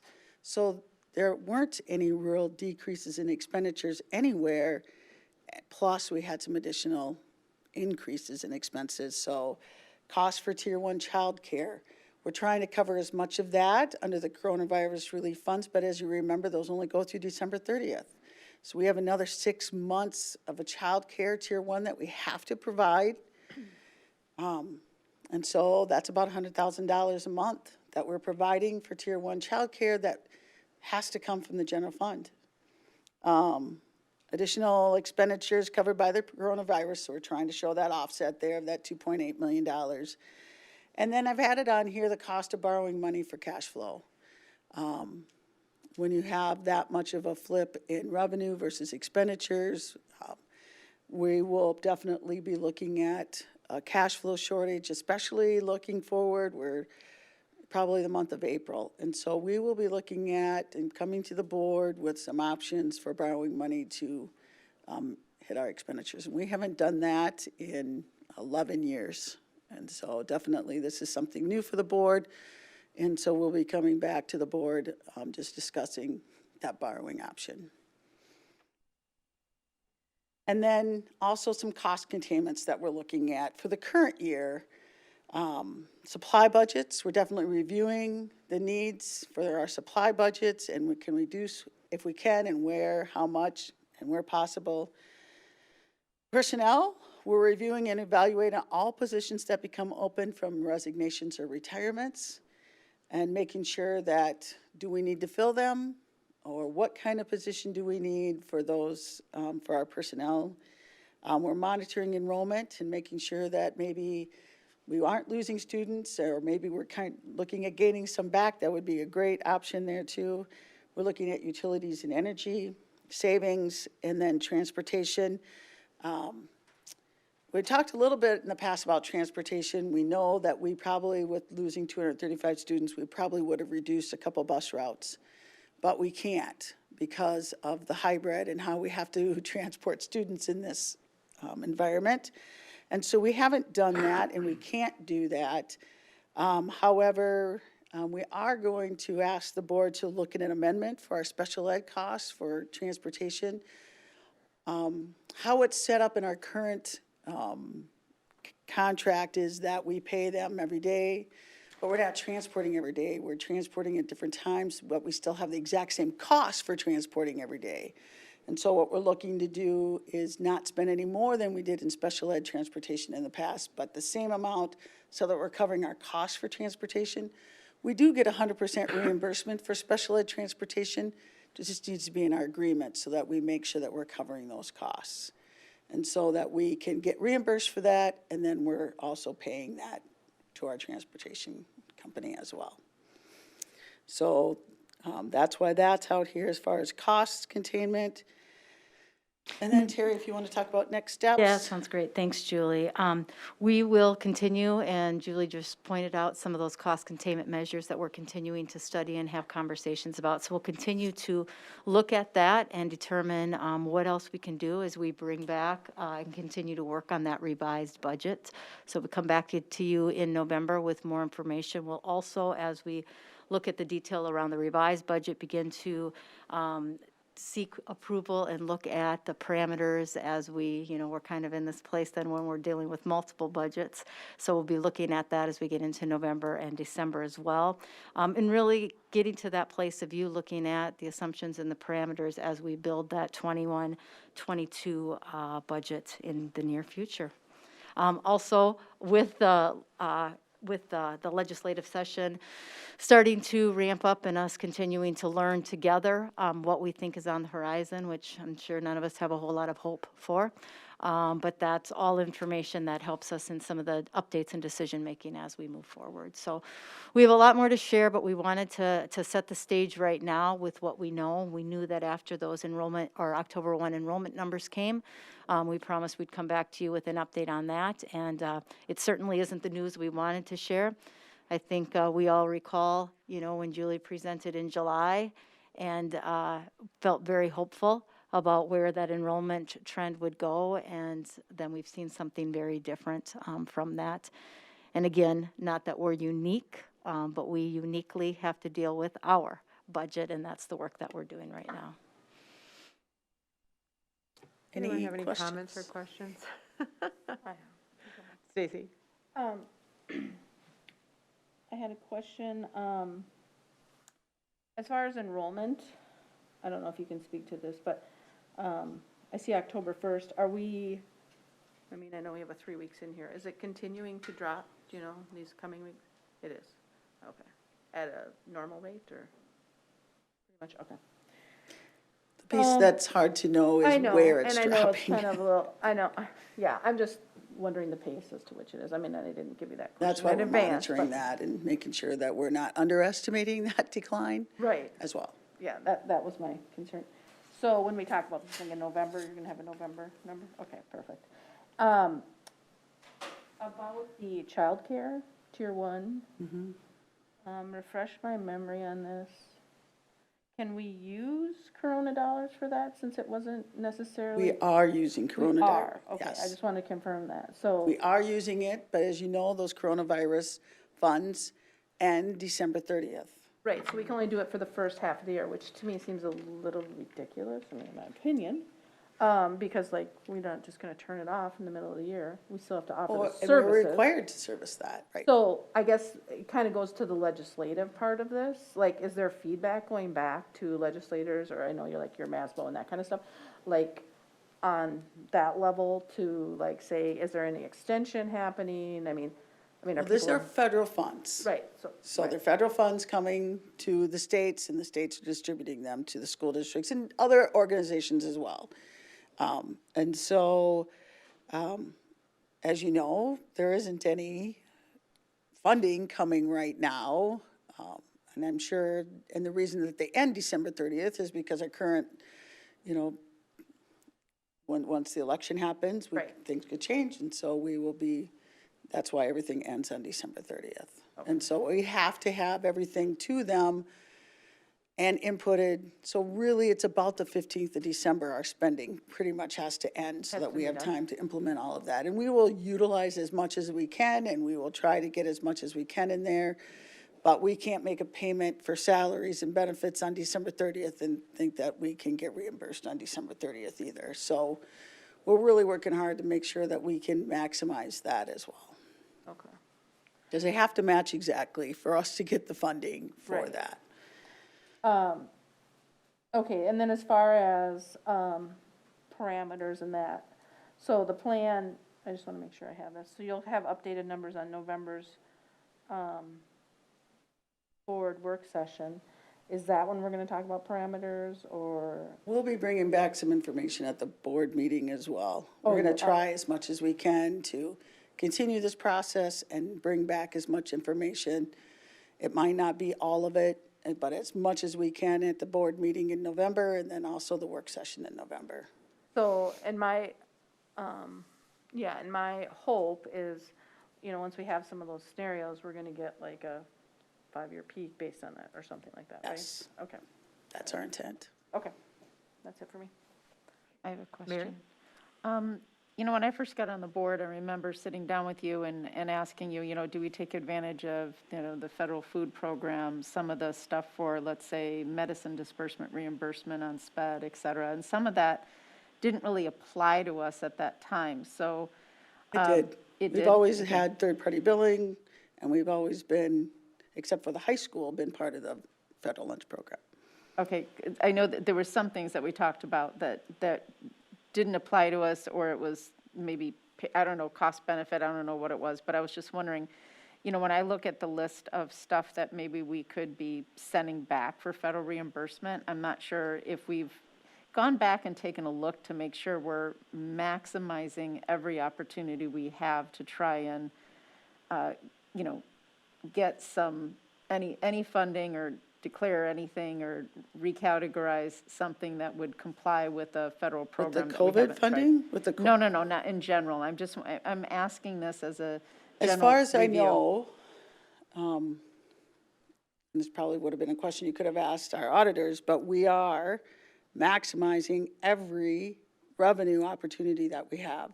The only thing that we struggle revenue-wise, getting revenue for, is grants. And it's mainly because we don't have a high enough free and reduced lunch participation in order to qualify for so many federal grants.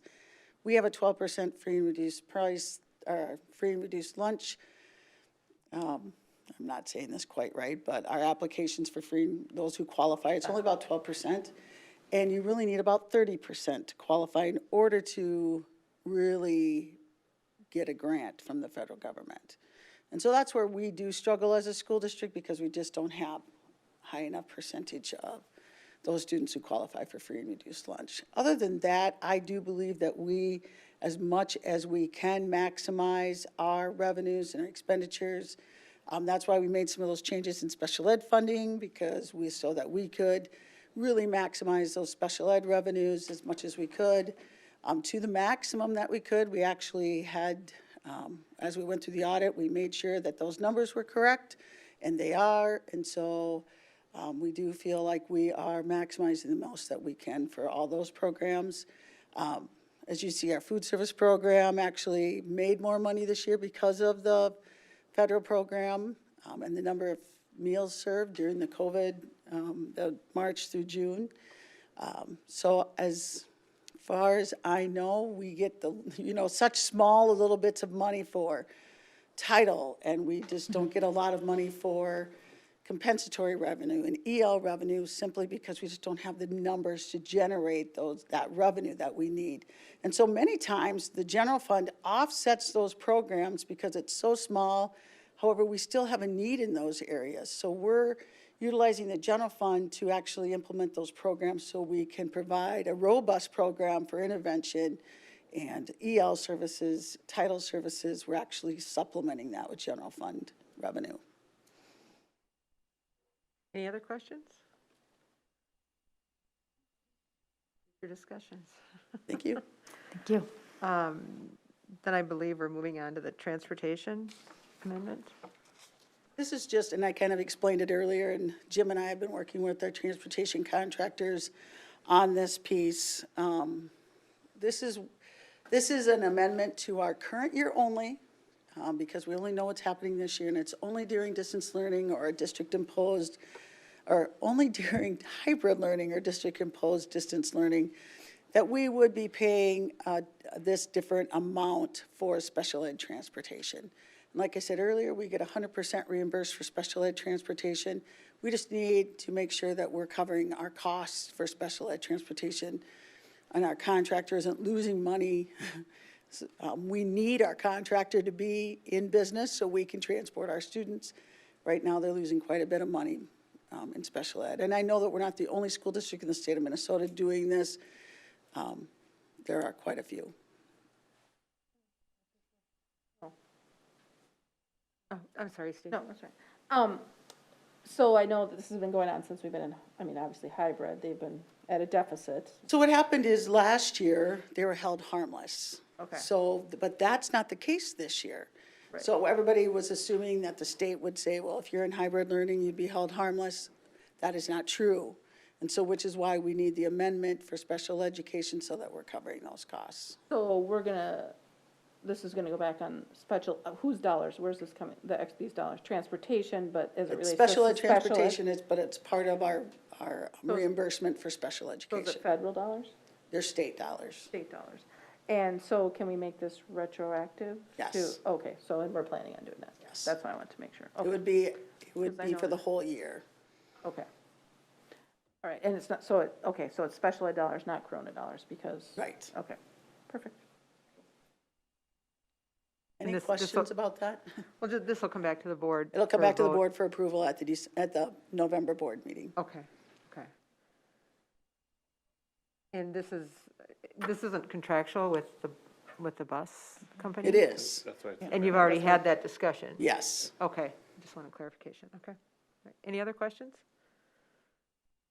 Okay, Thank All right, thank thank you. you.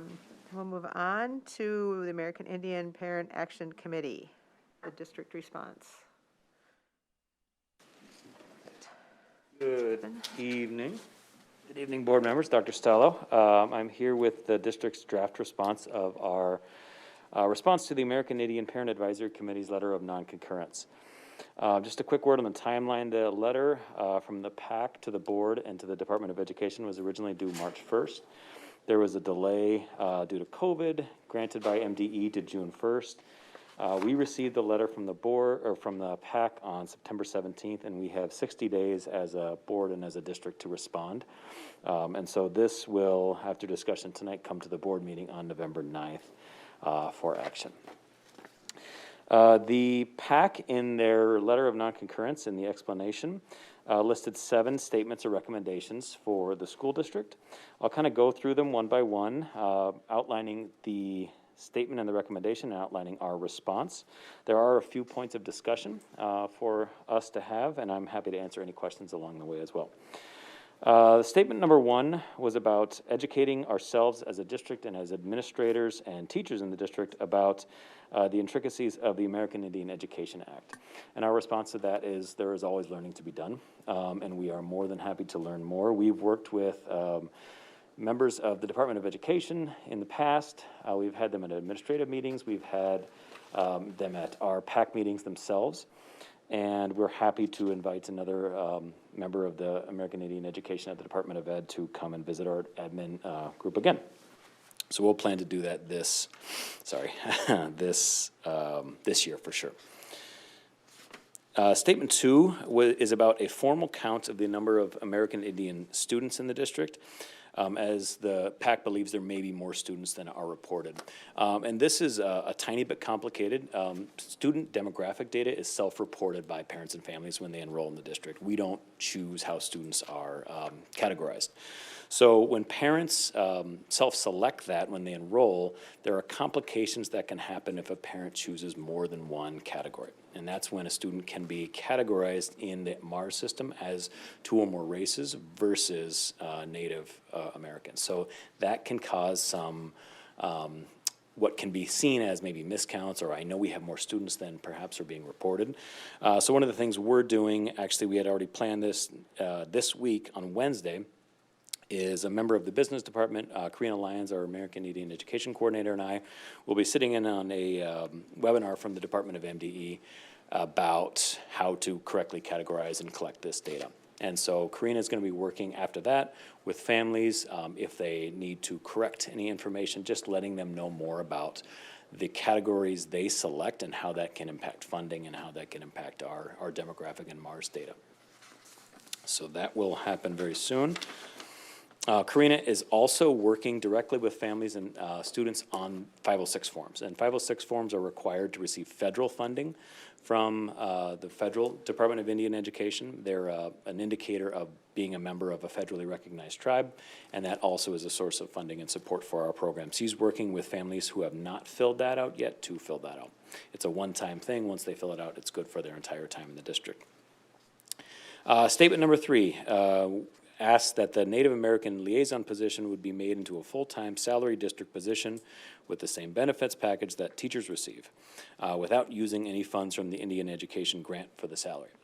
So I've outlined the budget that we use to fund Karina Lyons' salary, and some of the additions we've made to the position in the past multiple years. Over the past 5 years, we've added hours to the position every year. It's now a full-time position that is in action every day that students are in action and present, and we've also added benefits to it this year, starting in July. So as you can see, we use 3 different funding sources, 2 specific to American Indian Education. The first is Title VII, our EASY grant, and that's about 21% of our coordinator salary. We use all of that for salary. We also use about 51% of our state funding, which is gained through the American Indian Education Aid and the IEPP that we plan and submit every year. And then we also use about 26 to 27% of Karina's salary comes from non-American Indian specific funding, our Achievement Integration funding. So we currently budget $20,000 from Achievement Integration funding for her salary, and we've increased that from past years. So this is a potential discussion point. If you'd like to ask any questions or discuss any as a board, this has been in the letter for multiple years. So she is full-time, not .8? Yes, she's full-time. Okay. A very flexible schedule, as you'd imagine. You know, she doesn't follow the student contact day by any means. She works with parents and families all throughout the day, and throughout the summer too. We flex her time a bit, but she's full-time. Well, she is full-time. So, just our district then?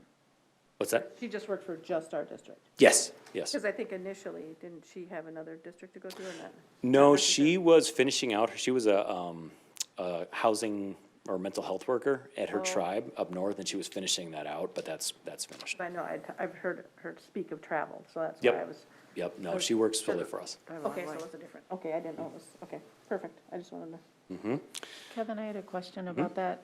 Now that she's full-time, will we have a more stable curriculum for her? Because before she was really all over the board.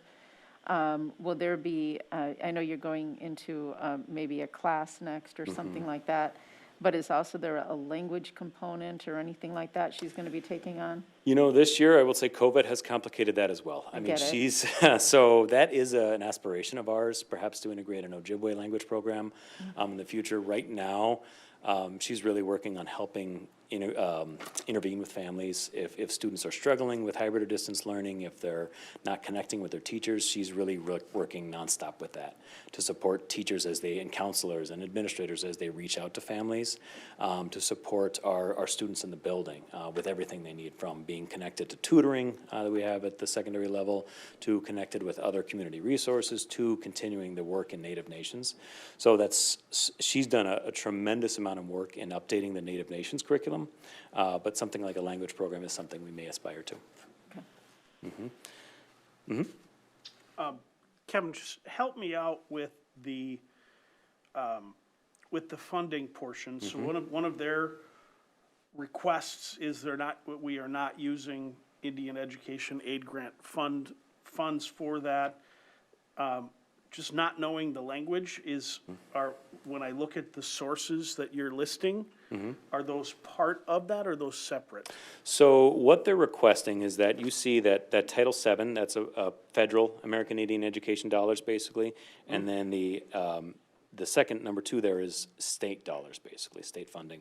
And so what they're requesting is that we don't use any of that funding from either the federal or state portion for salary. Okay. So that we take the salary completely out of other funds and use those two, the Title VII and the state funding, specifically for other programming within American Indian education. Okay.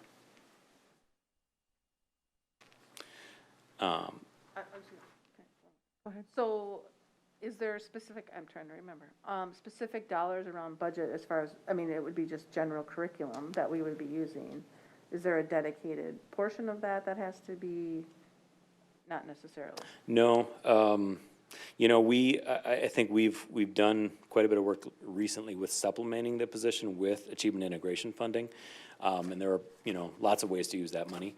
But we've really worked to enhance and strengthen the position. So there's no other requirement, or, I mean, I guess that's the discussion I guess we could have is, do we want to pursue funding this position out of another fund? But the reclassification of being able to, because they think there's more students that may be identifying, dollars would follow with that, Absolutely. correct? I mean, Absolutely. Okay. So Karina and I, just kind of on some napkin math, we're looking at some of the outstanding 506 forms that we think are out there, and that could amount to somewhere around $50,000 if we really get all those nailed down. Is it a fairly easy process for parents? I mean, like, once you're identified, I mean, is it just, like, you have to self-identify each year, or? Once you do it and you're recognized, there are some complicating factors with lineage. You know, you have to be a certain percentage and recognized in that federally recognized tribe. So there are some complications there. But once it's filled out and recognized, that's good for so if a family fills it out for a kindergartner, it's good until 12th grade. So there's an initial kind of hindrance. Exactly. Well, I'm just thinking of the renewal process, how much it is, but there isn't once, it's ongoing, it's fairly, okay. No. Pretty straightforward. Oh, Michael, did you have a question? I don't know if it's appropriate to ask in this spot, and I'm trying to remember if this is from conversation or in that original letter. Some concern about how the time is spent between going into other classrooms and bringing that curriculum in versus working with our families. And I don't know if this is the place to address or to ask that, but is that continuing? Will we continue to explore and to discuss that? We certainly will. I mean, Karina is an amazing systems builder, I will say, and she is coming in and building systems both for, you know, monitoring our students' achievement, for connecting with families, for seeing if they have a 506 form entered. I mean, you enter her office and you see systems like that. It's very clear. And so some of that work is sort of foundational work that she's helping to build that will make some of her time more available. There's no question. She's a single liaison for our entire district, including early childhood. And so that, by its very nature, does spread her out across every building in our district. We have Native students in every building in our district. So by that nature, certainly, she is spread across all of our levels, all of our buildings. Well, and I was just gonna say, on the compounding, if we find more students, and she's still a single resource, that's not necessarily, I mean, it's a good thing, don't get me wrong, but I mean, we also have to think about the capacity there going forward, as if that's sustainable. You know, I think that's something we need to, you know, talk about. It's, I mean, if the numbers greatly increase. I think first of all, we need before it was kind of an ad hoc.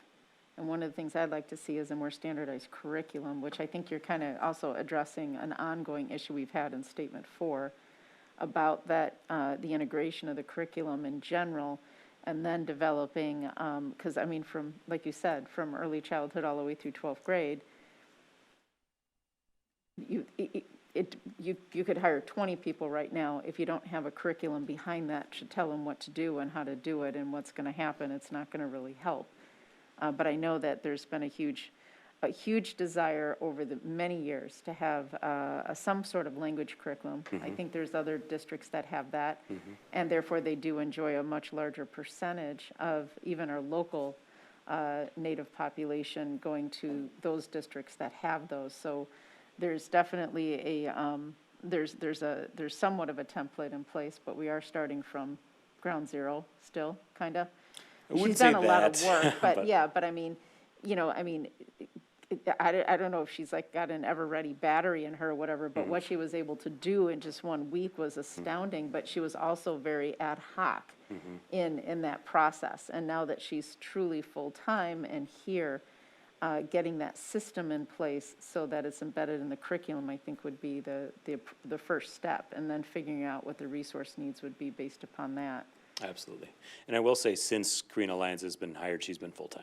So she has been full-time since we hired her, and I don't want to say but it was at the beginning of the year last year. Okay. Yep. Any other questions right here? Okay. Statement 4 is, as you alluded to, about designing and implementing curriculum relating to indigenous peoples and tribes where appropriate. There's also a piece about avoiding the use of outdated and inappropriate materials in PLSAS schools, eliminating assignments, field trips, and teaching that cause unintentional harm to Native students. So we have, Karina's been a part of our curriculum review committees since she started. That was very intentional from the get-go. Both our English, ELA, and social studies curricular areas are in curriculum review right now. We've had our PAC actually present to our social studies team, in addition to Karina being involved, in order to share what their experience has been like. And so that has been pretty transformative for social studies, and they are working really diligently now to make sure, to free their resources from biases, and to make sure that any resources we do choose are free from biases, or that we're addressing them. One of the challenges with any textbook is that there are hidden biases, and any textbook often has absent narratives. And one of the things we're working with social studies to do is incorporate those absent narratives intentionally, and that doesn't necessarily come from a single textbook. It never will. But how do we really reach out to and find those primary sources to integrate those absent narratives and to show multiple perspectives, which is what social studies is all about. So our social studies team is very gung-ho and adamant in this work. Our ELA committee has also already done quite a bit of work in diversifying our texts and our resources and making some changes even over the summer and heading into this year. We have challenges with moving curriculum review forward at the pace we would like to with COVID this year. I have to admit that we do, but we're working to get those up and going again soon. We also have, Karina, as you've heard before, works with dozens and dozens of teachers on projects and presentations for students. She recently presented in our tech ed high school classrooms about canoe building and the Native traditions involved in that. So that's just a little example. She's, presented in elementary classrooms and high school FACS classrooms. You name it, she's there. She's in on every IEP meeting, absolutely possible, with every Native family in the district. And so some of those, she's also done dozens and dozens of PD sessions for teachers around supporting Native students, around Native culture. She's presented to our admin team around similar things too, and we'll continue that without a question. She's an incredible resource. We also had, and we always have had, a Native American history course at our high school that's a social studies elective that ran last year.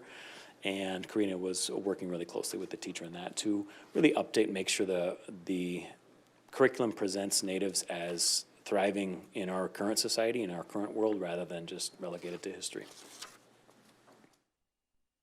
Kevin, has there been any coordination at all between what Karina's doing and our local SMSC? Absolutely. Okay. She works with their education department pretty closely. She also works, she's in a network with other South Metro liaisons as well. But when we were preparing way back in March, which seems like a while ago, we had ongoing dialogue with the SMSC and their education department to consult with what they need and how they need, and that resulted in some changes and some adaptations of what we were doing. Okay. What about, let's say, the Bdote language learning, or the University of Minnesota that's starting a whole new curriculum based upon this with a master's degree associated with it? I know she's done a lot. She's connected with the U and takes students on college visits there. Okay. I don't know if she's specifically involved in that project, but I could certainly inquire.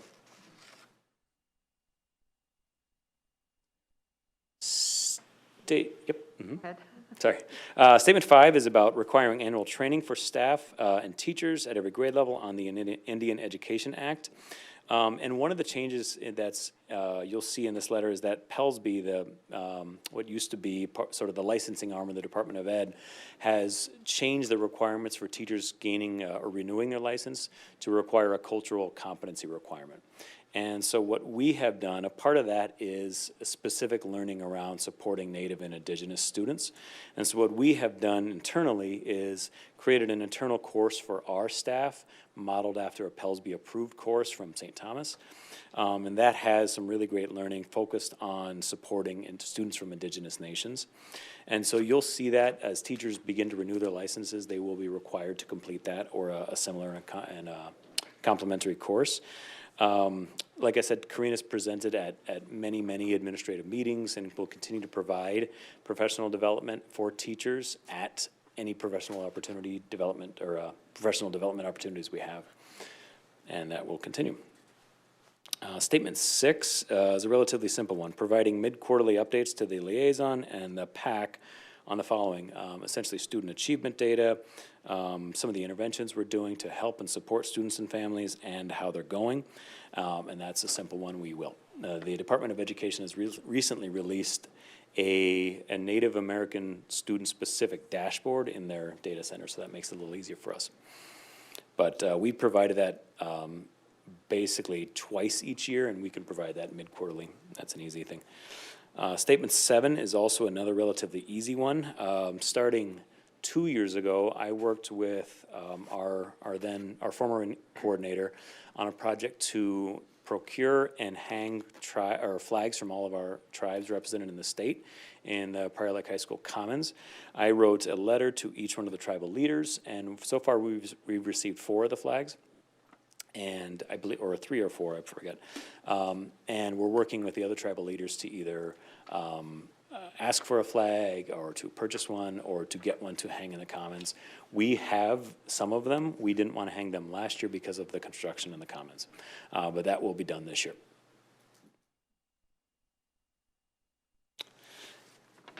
Any other questions? I enjoy a really positive relationship with Sarah Wheelock, our chair. We meet monthly as a leadership committee. That's with Karina, the secretary of the PAC, and Sarah and myself. We meet monthly to keep ourselves connected and abreast. It's been challenging during COVID and different, but everything else. Any other questions? Okay. Thank you very much. Thanks, Kevin. Thank you. Moving on to board governance policy. The first policy review will be policy 521, and I believe Jeff is presenting tonight. Good evening, Chair Shimmick, members of the board, Dr. Stallo. I'm here tonight to present policy 501 on behalf of Deb Anderson. We are a little out of sequence with 521, so forgive the fact that it sort of seems to be coming out of nowhere, but the reason for that is we've been working with our legal counsel on this policy in particular.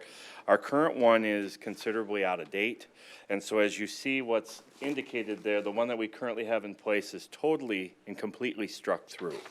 And so to bring the policy into alignment with our procedures, you see the new proposed 521, which is drafted from our legal, put into our policy format, so that better matches the procedures for families following this policy, as well as the safeguards and parental student rights of Section 504. So, again, this is tonight for a first read.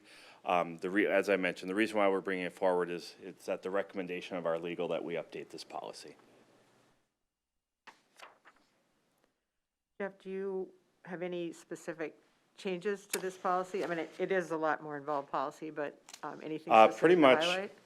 what the disconnect was is that the verbiage from the policy wasn't matching the procedures. And so the new policy better matches and better brings into alignment how we would respond and follow through our procedures within the policy. So a couple things, safeguards, I think current safeguards with a 20-day timeline for having a Section 504 hearing It would be difficult, if not impossible, to meet that deadline of the 20 days is one of the things that we need to correct here.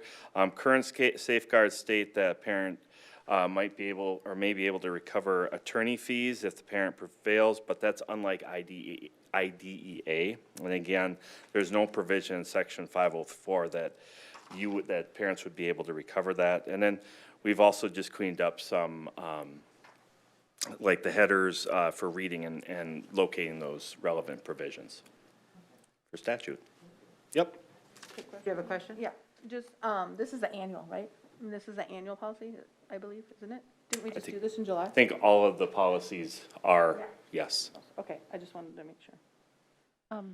Jeff, when you guys did this, did you start with the standard policy that's currently in place with other school districts and then make adjustments to it, or how did that? We How do you- started with our current, conclusion we was- started with our current policy, realizing that there were some changes that were coming relative to this one in particular, and so that's why we relied so heavily on our legal counsel in working through this one. So I can't, I know that was a conversation that Deb was having with our legal counsel, and I think we deferred to her expertise in going through, making sure that this policy was written the way it was supposed to be written. Okay. Okay, this is a first read, so it'll come back next Yes. time. Thank you very much. We have no first reading of policies this evening. Moving on to second readings. Policy 204, school board member violation of policy. If you recall, we've had this on discussion at a number of meetings. A subcommittee was formed to formulate a new revised policy. And this is what's being presented tonight, so I'm going to turn it over to that subcommittee to present. Feel free to pipe in, guys. So the first one, 204, what's in our format, the general statement of policy, is our draft version of the collaboration of Enrique, Mary, and myself. We kind of looked at different, policies around, and then some of the stuff that we were able to gather on our own, and we had a lot of discussion about it. Couple things to highlight, I think, that we liked, is listing the potential remedies, not in a step format, just because, there is, you can't really think of every situation, but the fact that there are so many different situations, that any of those could be used as a corrective action, I think was kind of important to us, because we started just talking amongst ourselves, just as, what could these situations look like, and they're all varied. So, and then really sticking with the theme of, kind of coming out of the last board meeting of having it be an education tool, and something that, we don't want to have to go down very often, but if we do, that there is corrective action in the sense that the member can, redeem themselves basically, and where it's, can be a more casual, like as you see in the first one point private conversation. I think that, is in almost all the policies that we saw, that was kind of like a first conversation. And so that was kind of important to us as well. And then I think we just kind of stated, the removal of the board member piece is basically statute. And as we have talked about in the past, that's just on here as a note that is a law. I mean, there isn't really anything particular in that other than that is the law. And so I think with that just being the law and there's no steps around it or any type of thing, I think that this kind of provided some type of conversation point and a way for that learning piece. And I think the one thing too we wanted to say was that this isn't anything that is a first time for anybody, like not a new board member or anything like this. This is after willful and repeated violations. So it's not like, oh, I misspoke, or, and then we're gonna take you down. It's not like that. That's not what this is for. And this is purely for us, board members, no one else. I mean, obviously, staff and other things have their own policies and things, but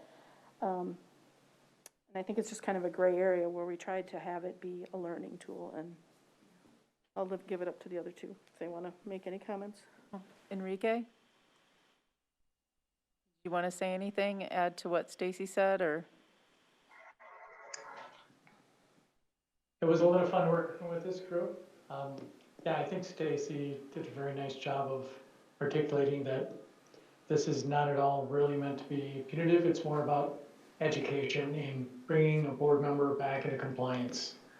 We talked a little bit about a mentor-mentee type of a situation, but ultimately it's about what do we need to do as a board to collectively bring another individual back online that might have stepped out of line. And it's not just a single instance, it's repetitive patterns of behavior. So hopefully what you read here aligns with the spirit of that overall message. Well, I know one thing that hit me was Enrique's follow-up, because we made him the scribe, and he did a great job during the meetings. And the most impressive thing was he actually came back, and after, I don't know, 2 hours on a Sunday and then another almost 4 hours on a Wednesday or Thursday night that we met, he actually came back and said it was fun. So I was like, oh, good. No, but I agree with what everyone said, and I think the most important statements are those first 3 paragraphs, because they kind of basically, and the reason why we moved so much information up into those 3 is they're kind of the preamble to say, okay, here's how everything's kind of going along, but if we need to go, then here's a more formal procedure, so it's consistent. And then, like Stacy said, the potential remedies were not assigned to any one area. It's basically, here are the options available, and that was really important for us to be able to get across and bullet them, and specifically not number them, so it didn't appear that it was in any type of way hierarchical or in a procedural format. And the same thing went with the way that the complaints and the investigation language goes. It wasn't bulleted or numbered or anything like that. It was more or less to be able to use that as a reference point, knowing that if anything became serious, then it probably would be out of the board's control anyways. It would be more of a legal situation. So I thought that it came together with the 3 of us very, very well. And I'm very happy with the result. And I just want to clarify, so the 5C1, that 204, okay, What'd you see? 5C1, 204, that policy is, I mean, we basically got through that. That's where we had discussed everything and kind of ended. The second 5C2 was information that Mary had brought forward. We didn't really get to discuss that as far as a little bit. I mean, I would say, we didn't like go into detail about any of that kind of thing. So as far as to speak to that, I mean, I guess I wouldn't speak to this as much as I'm speaking to the previous part. I'm just saying consensus was gained on the 5C1. The 5C2, we kind of determined was very procedural, and we didn't really get that far in that discussion. So I kind of put it out there as other considerations. I didn't know, Mary can speak to it more since she brought that information forward, but where we wanted to go with that, I think we just put it out there. If that's something that we want to see with, or any type of language like that, that would be additional work as far as I'm concerned, as far as committee, because that, we didn't really go into. So you're referring to the first 2 pages of this policy as the policy? Correct, I just Where it's wanted got school to board clarify adoption. that, yes. And we didn't go, we had it's not that we had a difference of opinion, it was like hour 4. Right. And we Yeah. we didn't get to the point where and I just said, let's bring it back and see where we wanted to go with it. Well, what we kind of did was talk through it. We focused more on the first 2 pages, and then the areas that were more procedural, like Stacy said, we grouped them underneath and then kind of cleaned them up. I think the most important thing we did was, when we read through them, is we want to make sure that we weren't contradicting anything. That was the biggest concern, because the language was all kind of all over the place at first. So we went through and read through it, and each one of us kind of said, well, we have to take at least a sentence out because we already handled it up here, or it kind of contradicts the general flow of the top part to try and be more, or less punitive in nature, and more based upon the circumstance and the options, and then the rest of it kind of fell into the actual procedures. But again, they're not, the more prescriptive portion, but on purpose, they were not numbered or anything like that, just so it would be more open and have the ability to be used if we needed it to be.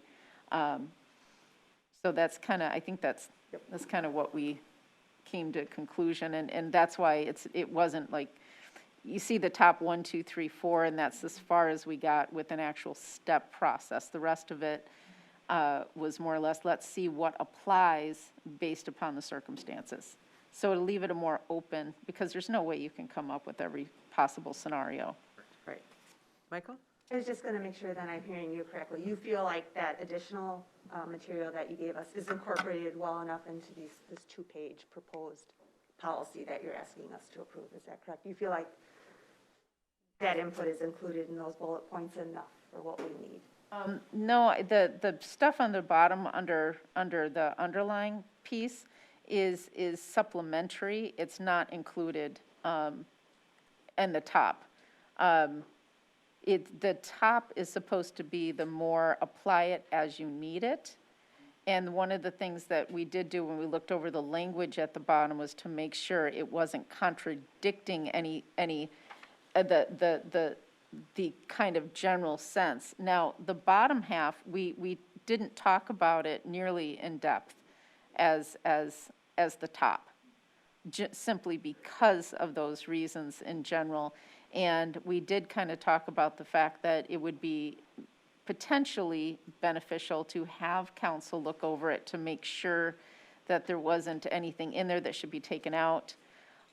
There's a couple things I think that we did talk about is if a complaint is frivolous, yes, maybe it's, put in there formally, but we wanted some language in there.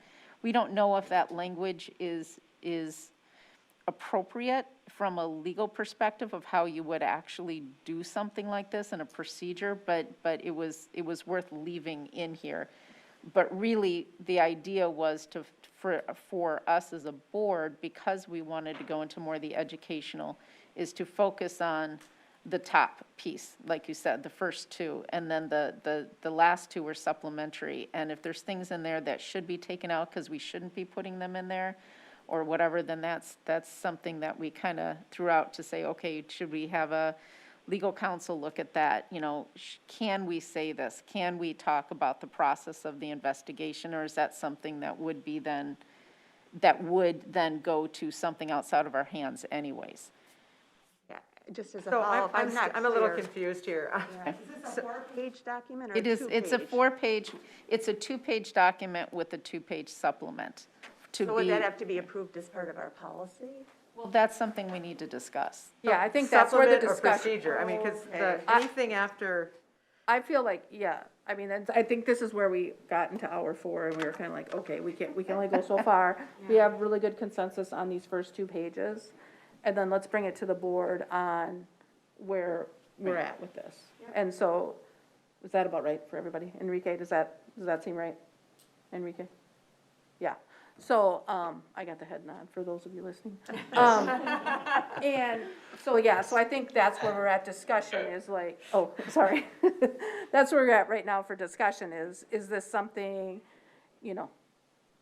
Mary's point of, do we need to bring this to legal counsel, and have them look at this part and this procedural part? Is this something that we want in there?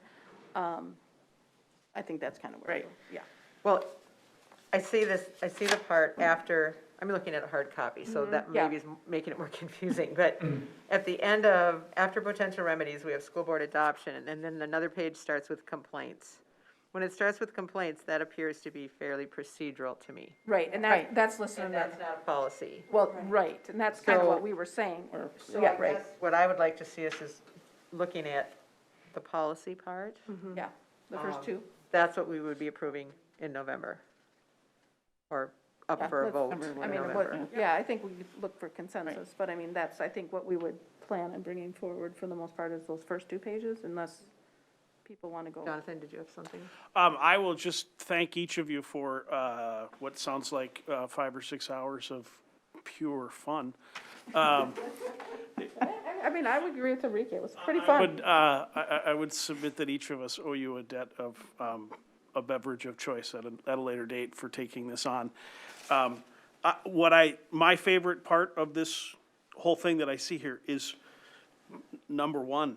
It basically says, be an adult and have a conversation with somebody you think has committed a violation. It doesn't require you to go tell the chair. And so I think that's a really good first step when somebody has a concern. So I appreciate your work. And I'd echo that.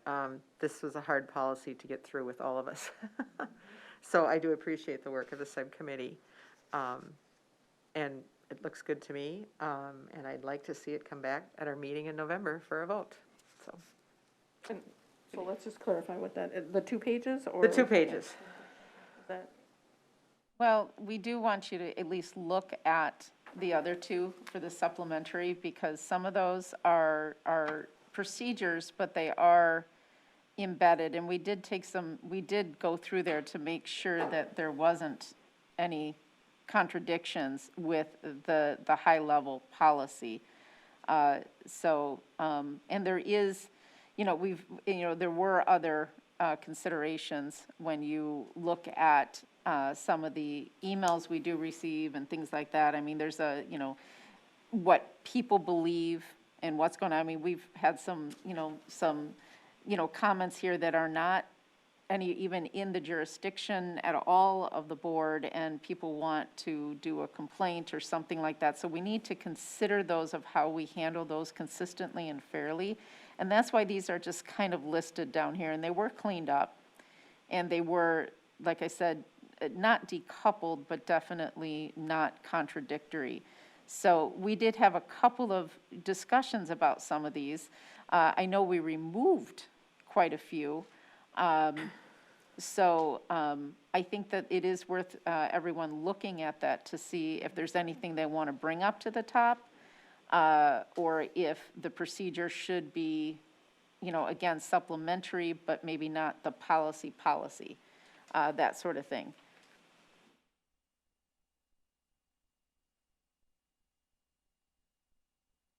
I think for each of us well, to spend a little time and Right. review Yeah. it. And Homework.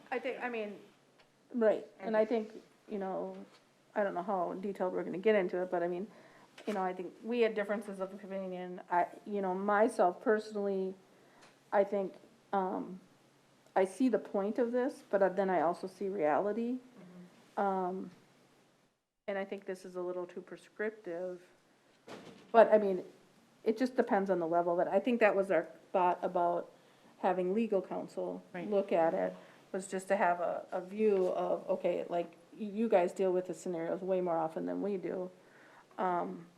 What's your opinion on this? If this is something that should belong in policy or not? So, I mean, I'd be supportive of having that looked at, at least before the next, if possible, before the next meeting, just to have an opinion on that. I think I don't know.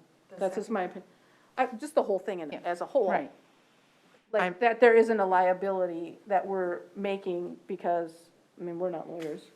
Well, You know, this last page, you're referring to different ways of complaints come in. Yeah. And you're right, there's no way you can hit on all the complaints that might come in and the way they're gonna come in.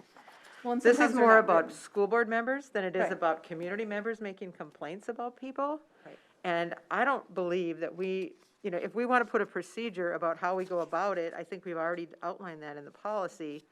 These complaints are all samples, and it's very prescriptive, and it still can't cover everything. So I would not want this in the policy, and I am not in support of getting a lawyer to look at a policy that governs ourselves, in the end is all dictated by a statute. And we want this to be a learning process, not a punitive process. So I don't see a purpose in having a lawyer come in and spending the money on a lawyer that we don't have the money to spend, to be frank, so. Well, I my would opinion. suggest then that the rest of the board look at this and see if there's anything down there on the last 2 pages that you want to bring up to clarify. Because again, the top 2 pages were meant to be somewhat nebulous for that reason in particular.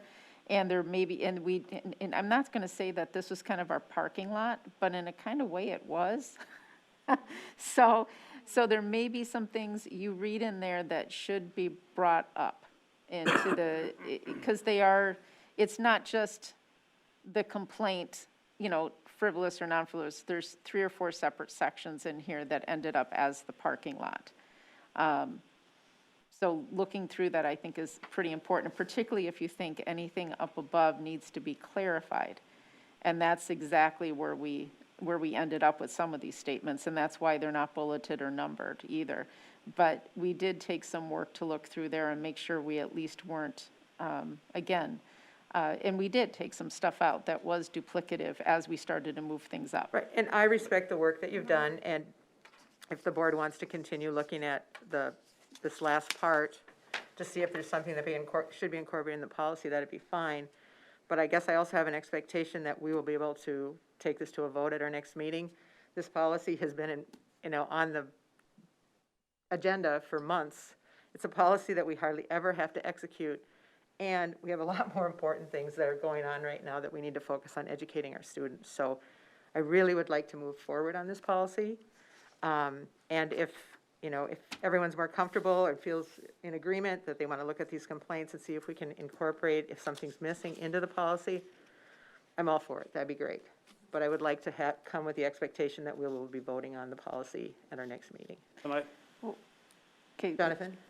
I was just going to say, I think the group on the committee did the initial work, created the initial policy. They're asking, what I hear is they're sort of asking us to also review the other pieces. And I think that that's reasonable. And so I'm with you, Lee. I'd like us to be able to move forward with this. I think everybody would like to be able to move forward with this. I also think that it's, if it winds up on 2 more agendas instead of 1 more agenda before a final approval, if we can work in between, or if we can have conversations in between with the folks on the committee if we have concerns, I do think we should respect their work by reviewing what they've given us to see if there's anything we think should be incorporated also into the policy.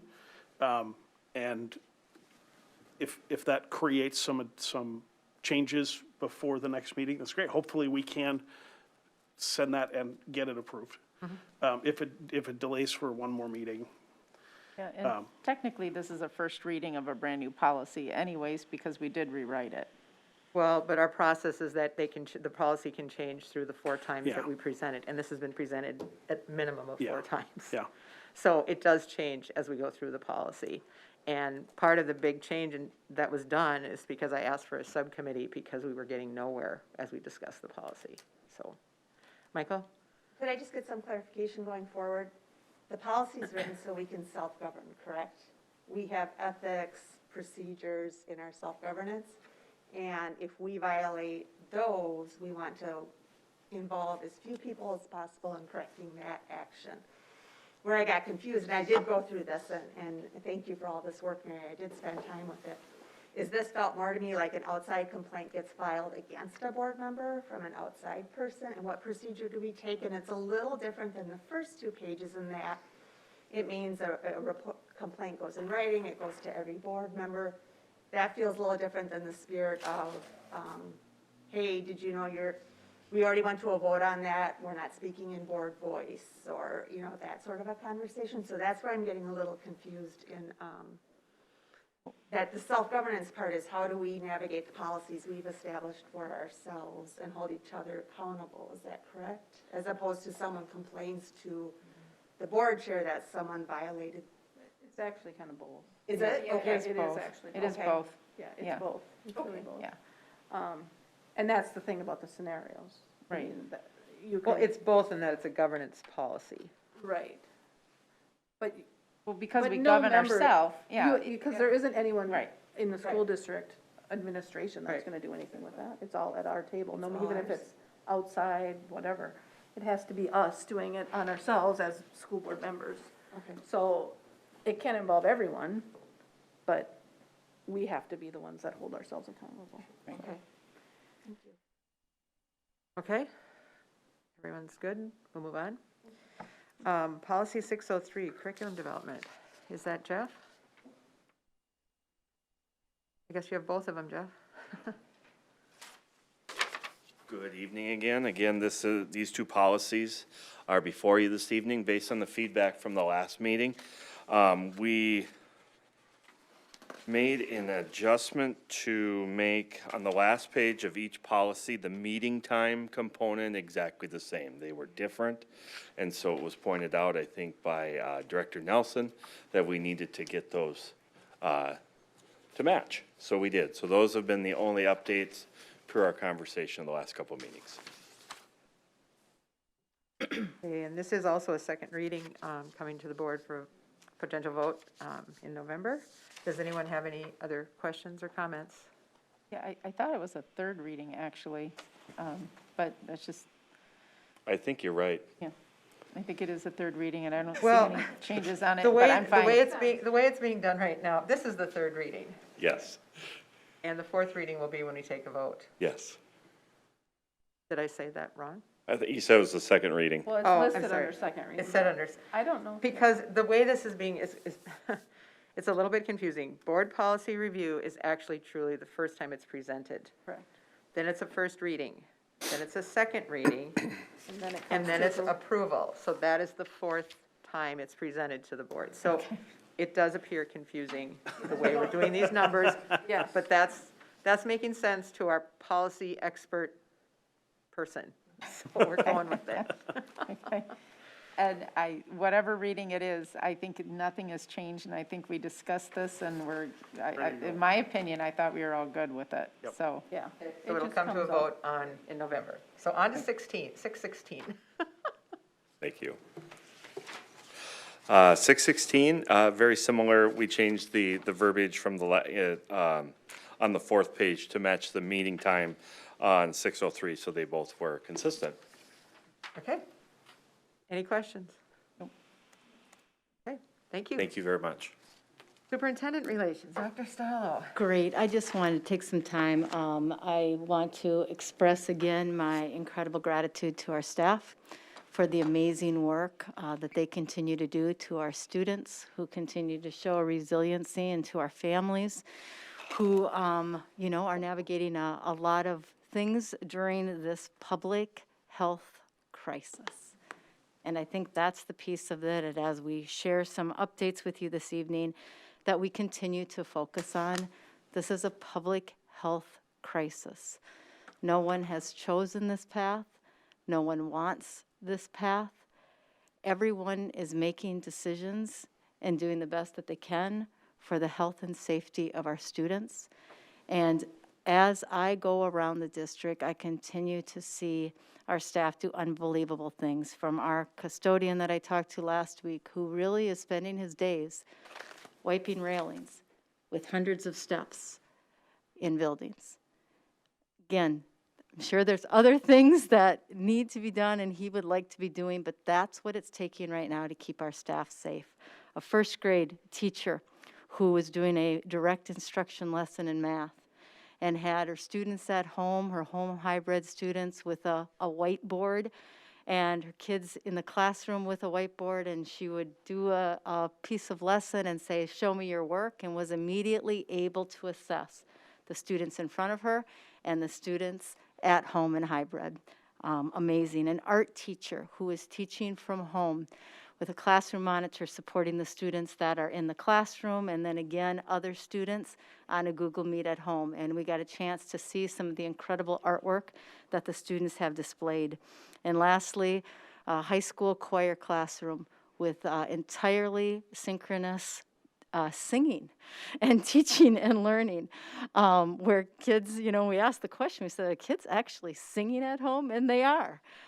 So again, I just cannot say enough thank yous to our staff in every corner of this district, in every department, and in every school. I know this isn't that much fun. It's really not been a lot of fun since March. It's really hard work, and it's really serious work. And again, we're in a public health crisis. So I just want us to remember that as we talk tonight about some of the changes that we're seeing in our state and in the metro around COVID case numbers, and the position that that puts our public health experts in as they give recommended direction to school districts. And the next couple of weeks, the next couple of months are going to be difficult, and we're going to be making decisions and listening to our health experts all along the way. So I just want to be sure that our community understands that while there's some flexibility that districts have been given in terms of how we approach a hybrid learning model, we really will continue to hear the recommended directions from our Scott County experts and partners, and then our Minnesota Department of Health and Minnesota Department of Education experts. And what I'm going to explain to you in a little bit is some of the things that we're seeing coming out of different counties and why. And I'm hoping that that brings some clarity this evening. But the thing that I'd like to start with this evening, we've gotten a couple questions on Red Tail Ridge being a polling place and some concerns about that happening with COVID. So Red Tail Ridge is the only school that's a polling place for us. And it is because in that precinct, there simply is not another building, a public building that can be used. And Red Tail's been a polling place for us for years. And I asked Jim to share a little bit tonight of some of the additional precautions. We always have safety precautions at our schools when there's an election, but the additional precautions that are put in place. So thanks, Jim. Right. Good evening, Chair Shimek, School Board, Dr. Stallo. So we are cognizant that we are in a pandemic right now. So Maureen Mullen and I were out at Red Tail today. Typically, we would have half gym for elections. This year, to accommodate social distance, we're going to have the whole gym open. We also, a couple years ago, we installed a door pole so that we can separate voters from entering the school building proper. And we've been through this before. I think we had the primary this year, and our election judges are former teachers, or they were at that time. And we were highly complimented on our work, and I think we'll be in great shape. That is my polling place. So over the years, there's very little going into the building, and now at the primary, I didn't even go into the building. It was Correct. Right in the gym. using the right gym out. door, right in, right out. Feel very good about that. Okay, thank you. Okay, thank you. Thanks, Jim, very much. I'm going to invite Joe to come up, and as he's coming up, I just want to share with you a little bit, and I know you're all following numbers, both the Scott County numbers, and you're following what's happening across the metro. And a couple things that we might be hearing some different recommended direction that different counties are getting. And I just want to share my knowledge of that right now as I talk and work daily with other superintendents. So we know some of the counties, and I'm going to say Anoka County right now is at an over 30.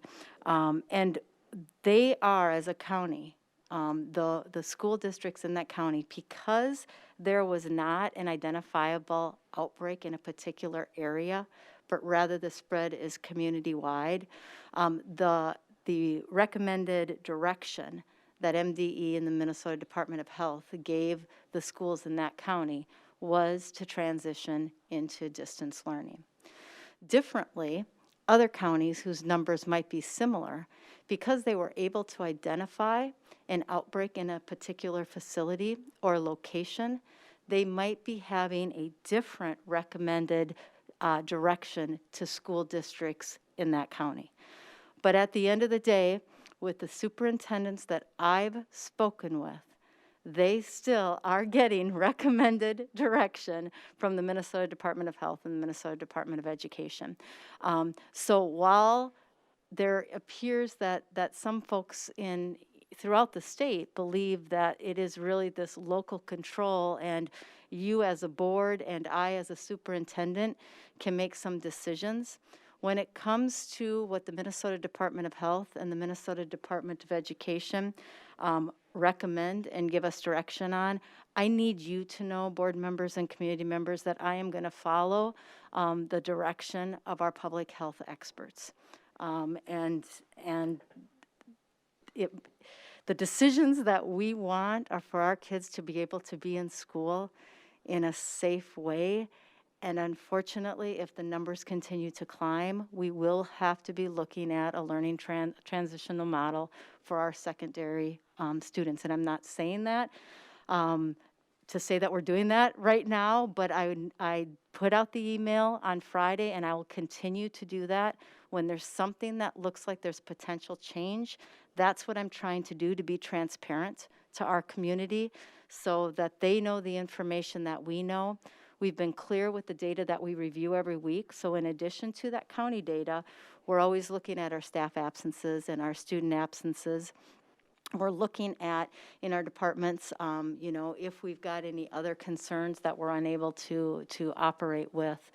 But I just want folks to know that we are taking this incredibly seriously, and we are meeting constantly to review where we're at, and if we have to transition, we will be prepared and solidify those plans and be ready for that, and we'll communicate it as quickly as we're able to as we watch the data. So with that, I did ask Joe this evening to just share with you all some updated number and data so that folks have a little bit more of a sense of what we as a district are dealing with and how it impacts our staffing and the other work that we're doing. Thanks, Joe. Appreciate it. Good evening, Board Chair Shimmick, Dr. Stallo, board members. As she shared, Dr. Stallo asked me to share kind of an update of where we are at with our numbers. When I stood here 2 weeks ago, I shared with you that at that time we had 10 positive cases, and that was actually through the first 6 weeks that we had had staff and students with us. In the last 2 weeks, we have added 14 more. So we are now at a total of 24 cases.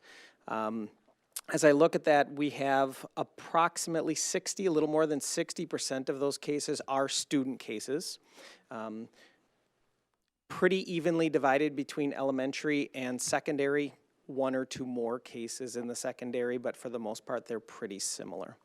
A couple different things that we're starting to see.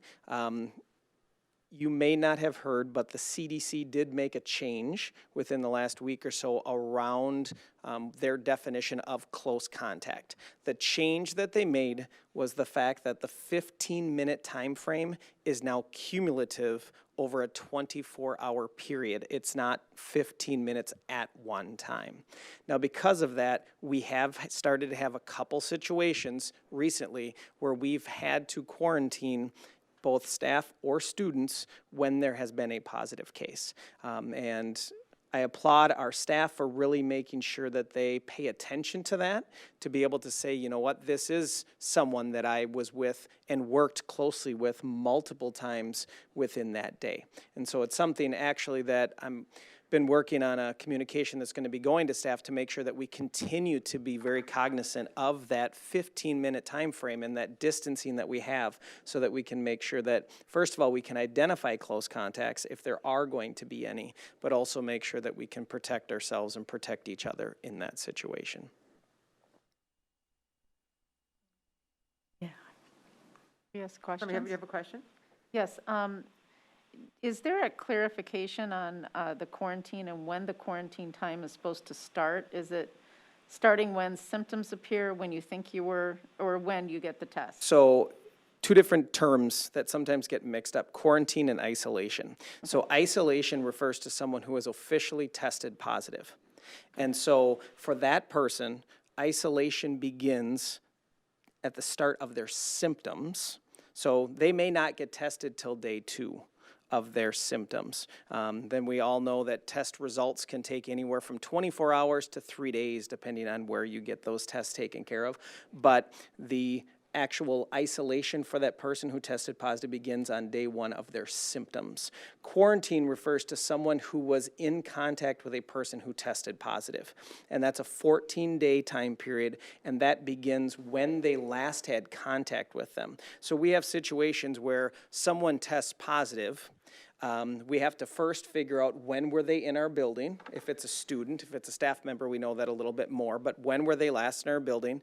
We know that they were contagious for a 48-hour time period before those symptoms began.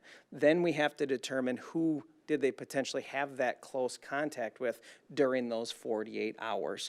Because of our hybrid schedule and the fact that students are in the building and then not in the building for at least 2 days in many cases, that does help us out with that 48-hour period. So we're really only looking at 1 day when we're talking about a group of students. Now, staff members, we have to talk a little bit more about that because those colleagues may be together on a daily basis. But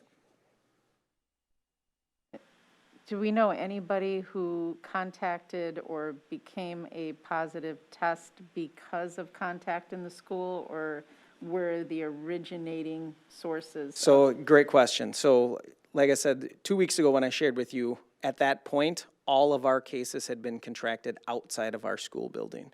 We have now had, for sure, 1, potentially 2 that we're still looking into cases where there were contracted within our building.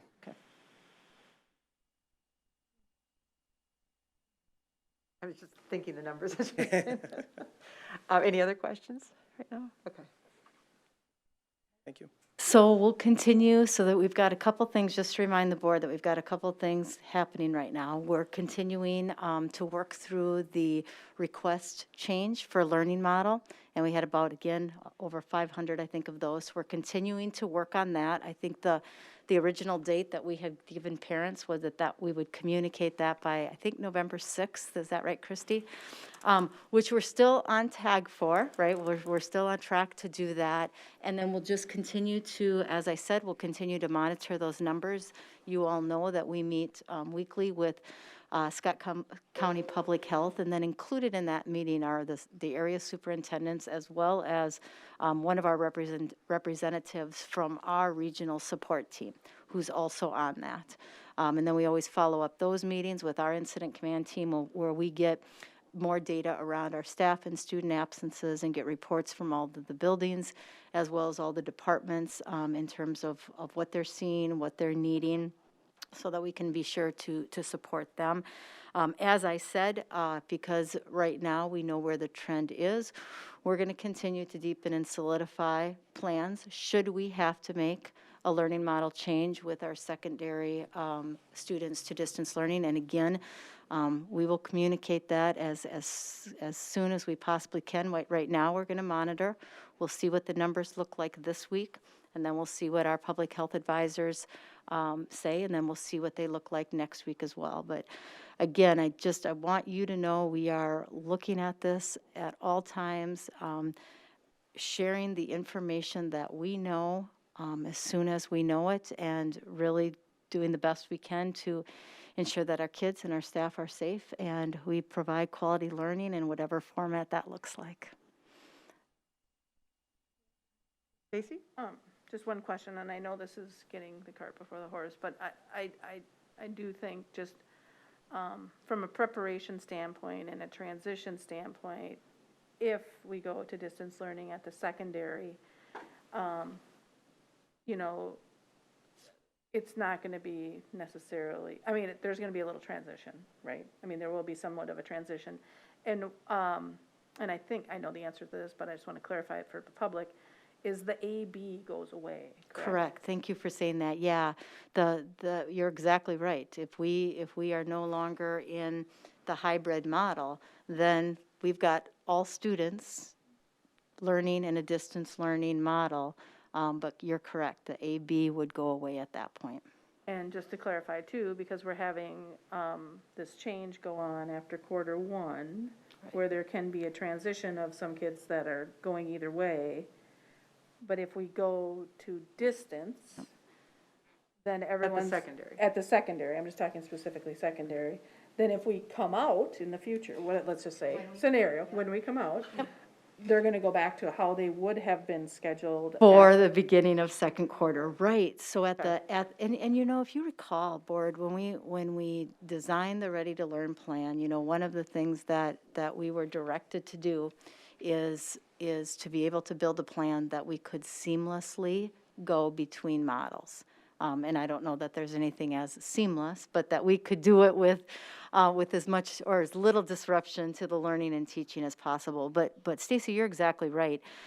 If we were to go into distance learning, then right now, as we know in a hybrid model, we have students that are at school hybrid, home hybrid, and DLA, Distance Learning Academy, but all those secondary students would be distance learning. And again, as you said, when we then would go back into a hybrid model, folks would go into the model that it has been communicated to them that they will be in for second quarter. Okay, and I'll just clarify, I appreciate your comments regarding, you know, the comments about meeting with Minnesota Department of Health and Minnesota Department of Ed. I know you and Joe meet on that weekly basis and they have the recommendation from a health and safety standpoint. And I mean, in my opinion, I consider you a education expert, not a health expert. So I do have comfort in knowing that, you know, the recommendation from a health standpoint, which I am not one either, we rely heavily on the experts in that area. And so I would think it'd be pretty difficult for myself to not follow what that guidance is from a health and safety standpoint. And I know that's difficult, you know. Right. And I get it. I know I know people want their kids in school, but and I so do also we. think we're in a, right, Yeah. we're in a health pandemic, and so I think we just have to kind of obviously keep that at the forefront. And I know the uncertainty is difficult for everyone. Right. It's difficult for the senior son that I have at home. It's difficult for every one of our staff and our parents who are trying to plan.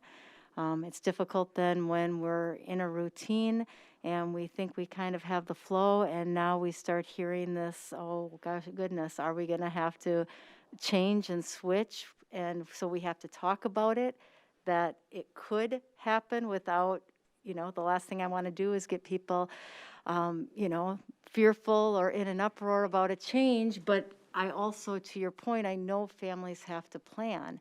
And I also don't want it to appear that we didn't know that the cases across the metro are rising.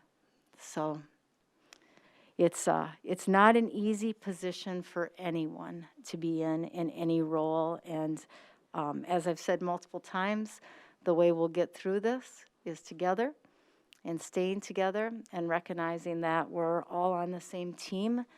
And that team is to ensure that we do everything we can to help our students, to make sure that mission comes to life. And again, the reality is there are different perspectives in how that's done. So I appreciate our staff, board members. I appreciate the continued learning and watching and monitoring and question answering that you're doing, and our families for the support and the questions that they ask that help us get better, because that's what we want this experience to be for our learners. Thanks. Thank you. Moving on, informational items. November 16th to the 20th is American Education Week.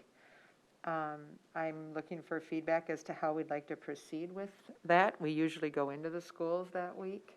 I'm not sure what our comfort level is about doing that, if we want to continue with that or not. I don't have a suggestion at this point, but if you have some great ideas about what we could do, that'd be awesome.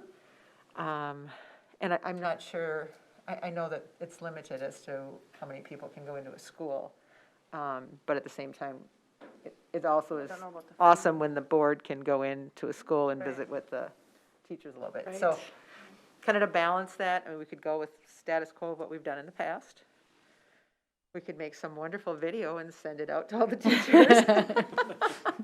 I guess if you'd give it some thought and get back to me if you have a thought on it. And I'll work with Terry and Martha scheduling wise if we just, whatever we decide to do, so. But kind of a heads up that it's the 16th to the 20th of November. And then I have no comments from anyone from public forum or for the public forum. Those notes or comments should have been given to Martha by noon today with the notation that it was to be read tonight so that it's clear. Not. So if there's no other business, I would adjourn. Thank you all. Thank you. Thank you.